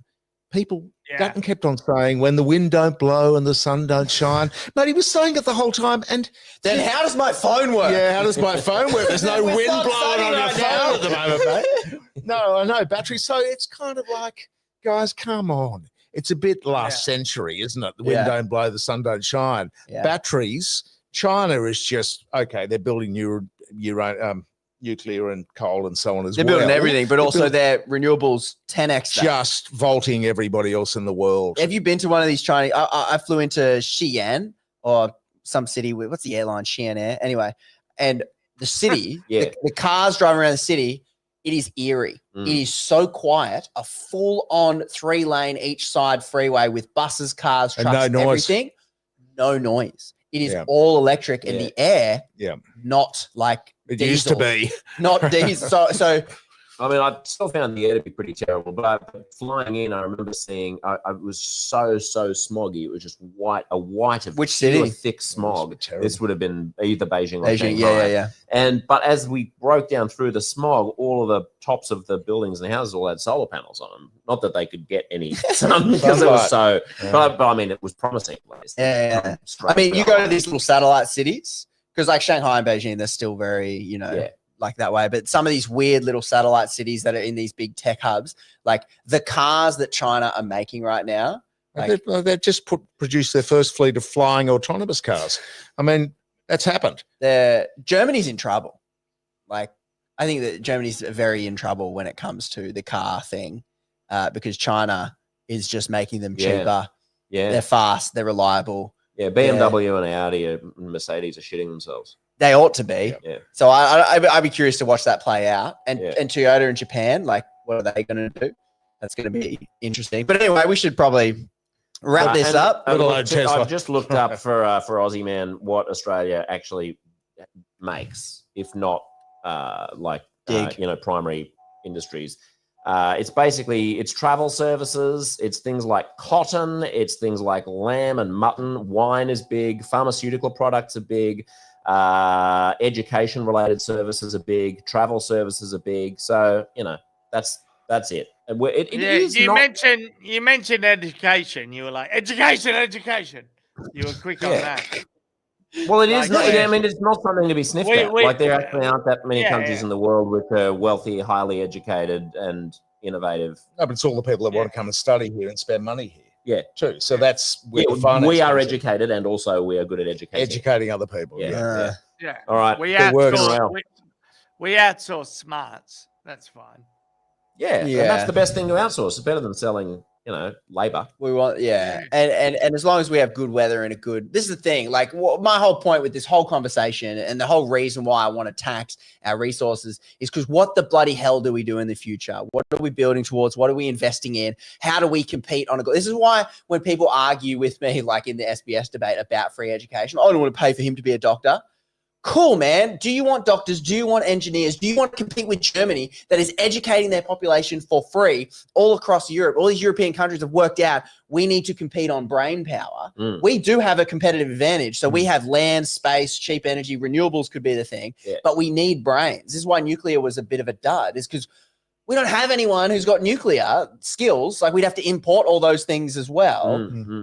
And so if we're not doing that now, like if we won't start now, like, I genuinely think the future of the Australian economy, is it just guaranteed that we remain a first world country? Is it guaranteed that we can always compete? Like, I don't know. Like, what happens when we stop digging and no one can live in houses because we've jacked them up too much? Yeah, no, I mean, it's not guaranteed that we'll remain a first world country, but it is pretty certain that we'll remain a first world country if we remain sort of nimble and agile. You think? Yeah.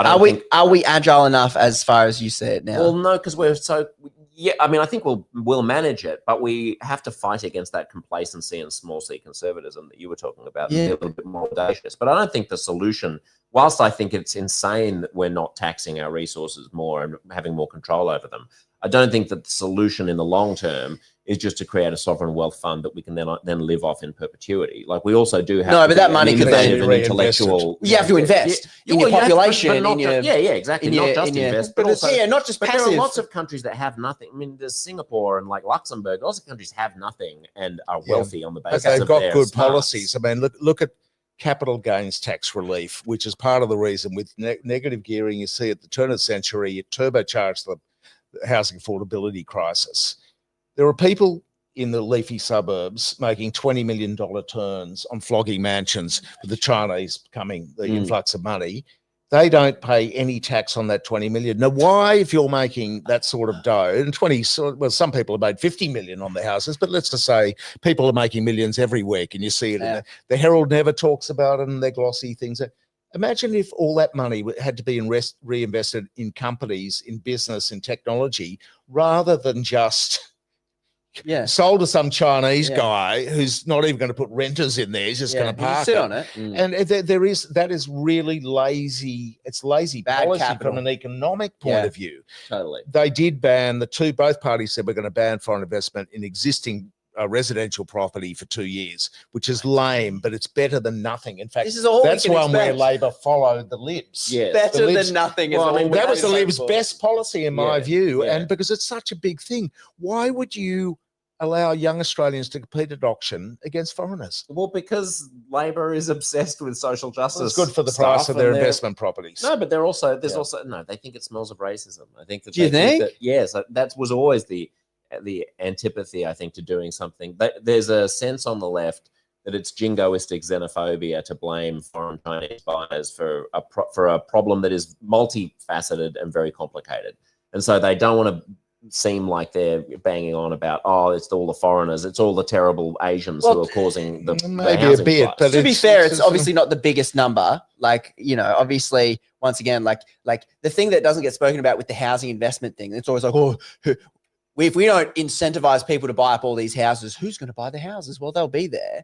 But the other point that you make is how bad our economic settings are that incentivizes, and this is what I was saying to somebody else who I'm like, why do you get to pay half the tax rate of me and I take a paycheck because you had the capital to put into that dumb building? And why are you, as a business person, incentivized to buy that property instead of, if that property is off the market, you'd be looking at the ASX, you'd be looking at stocks, you'd be looking at basket of goods, and you'd be looking at the best investment of all.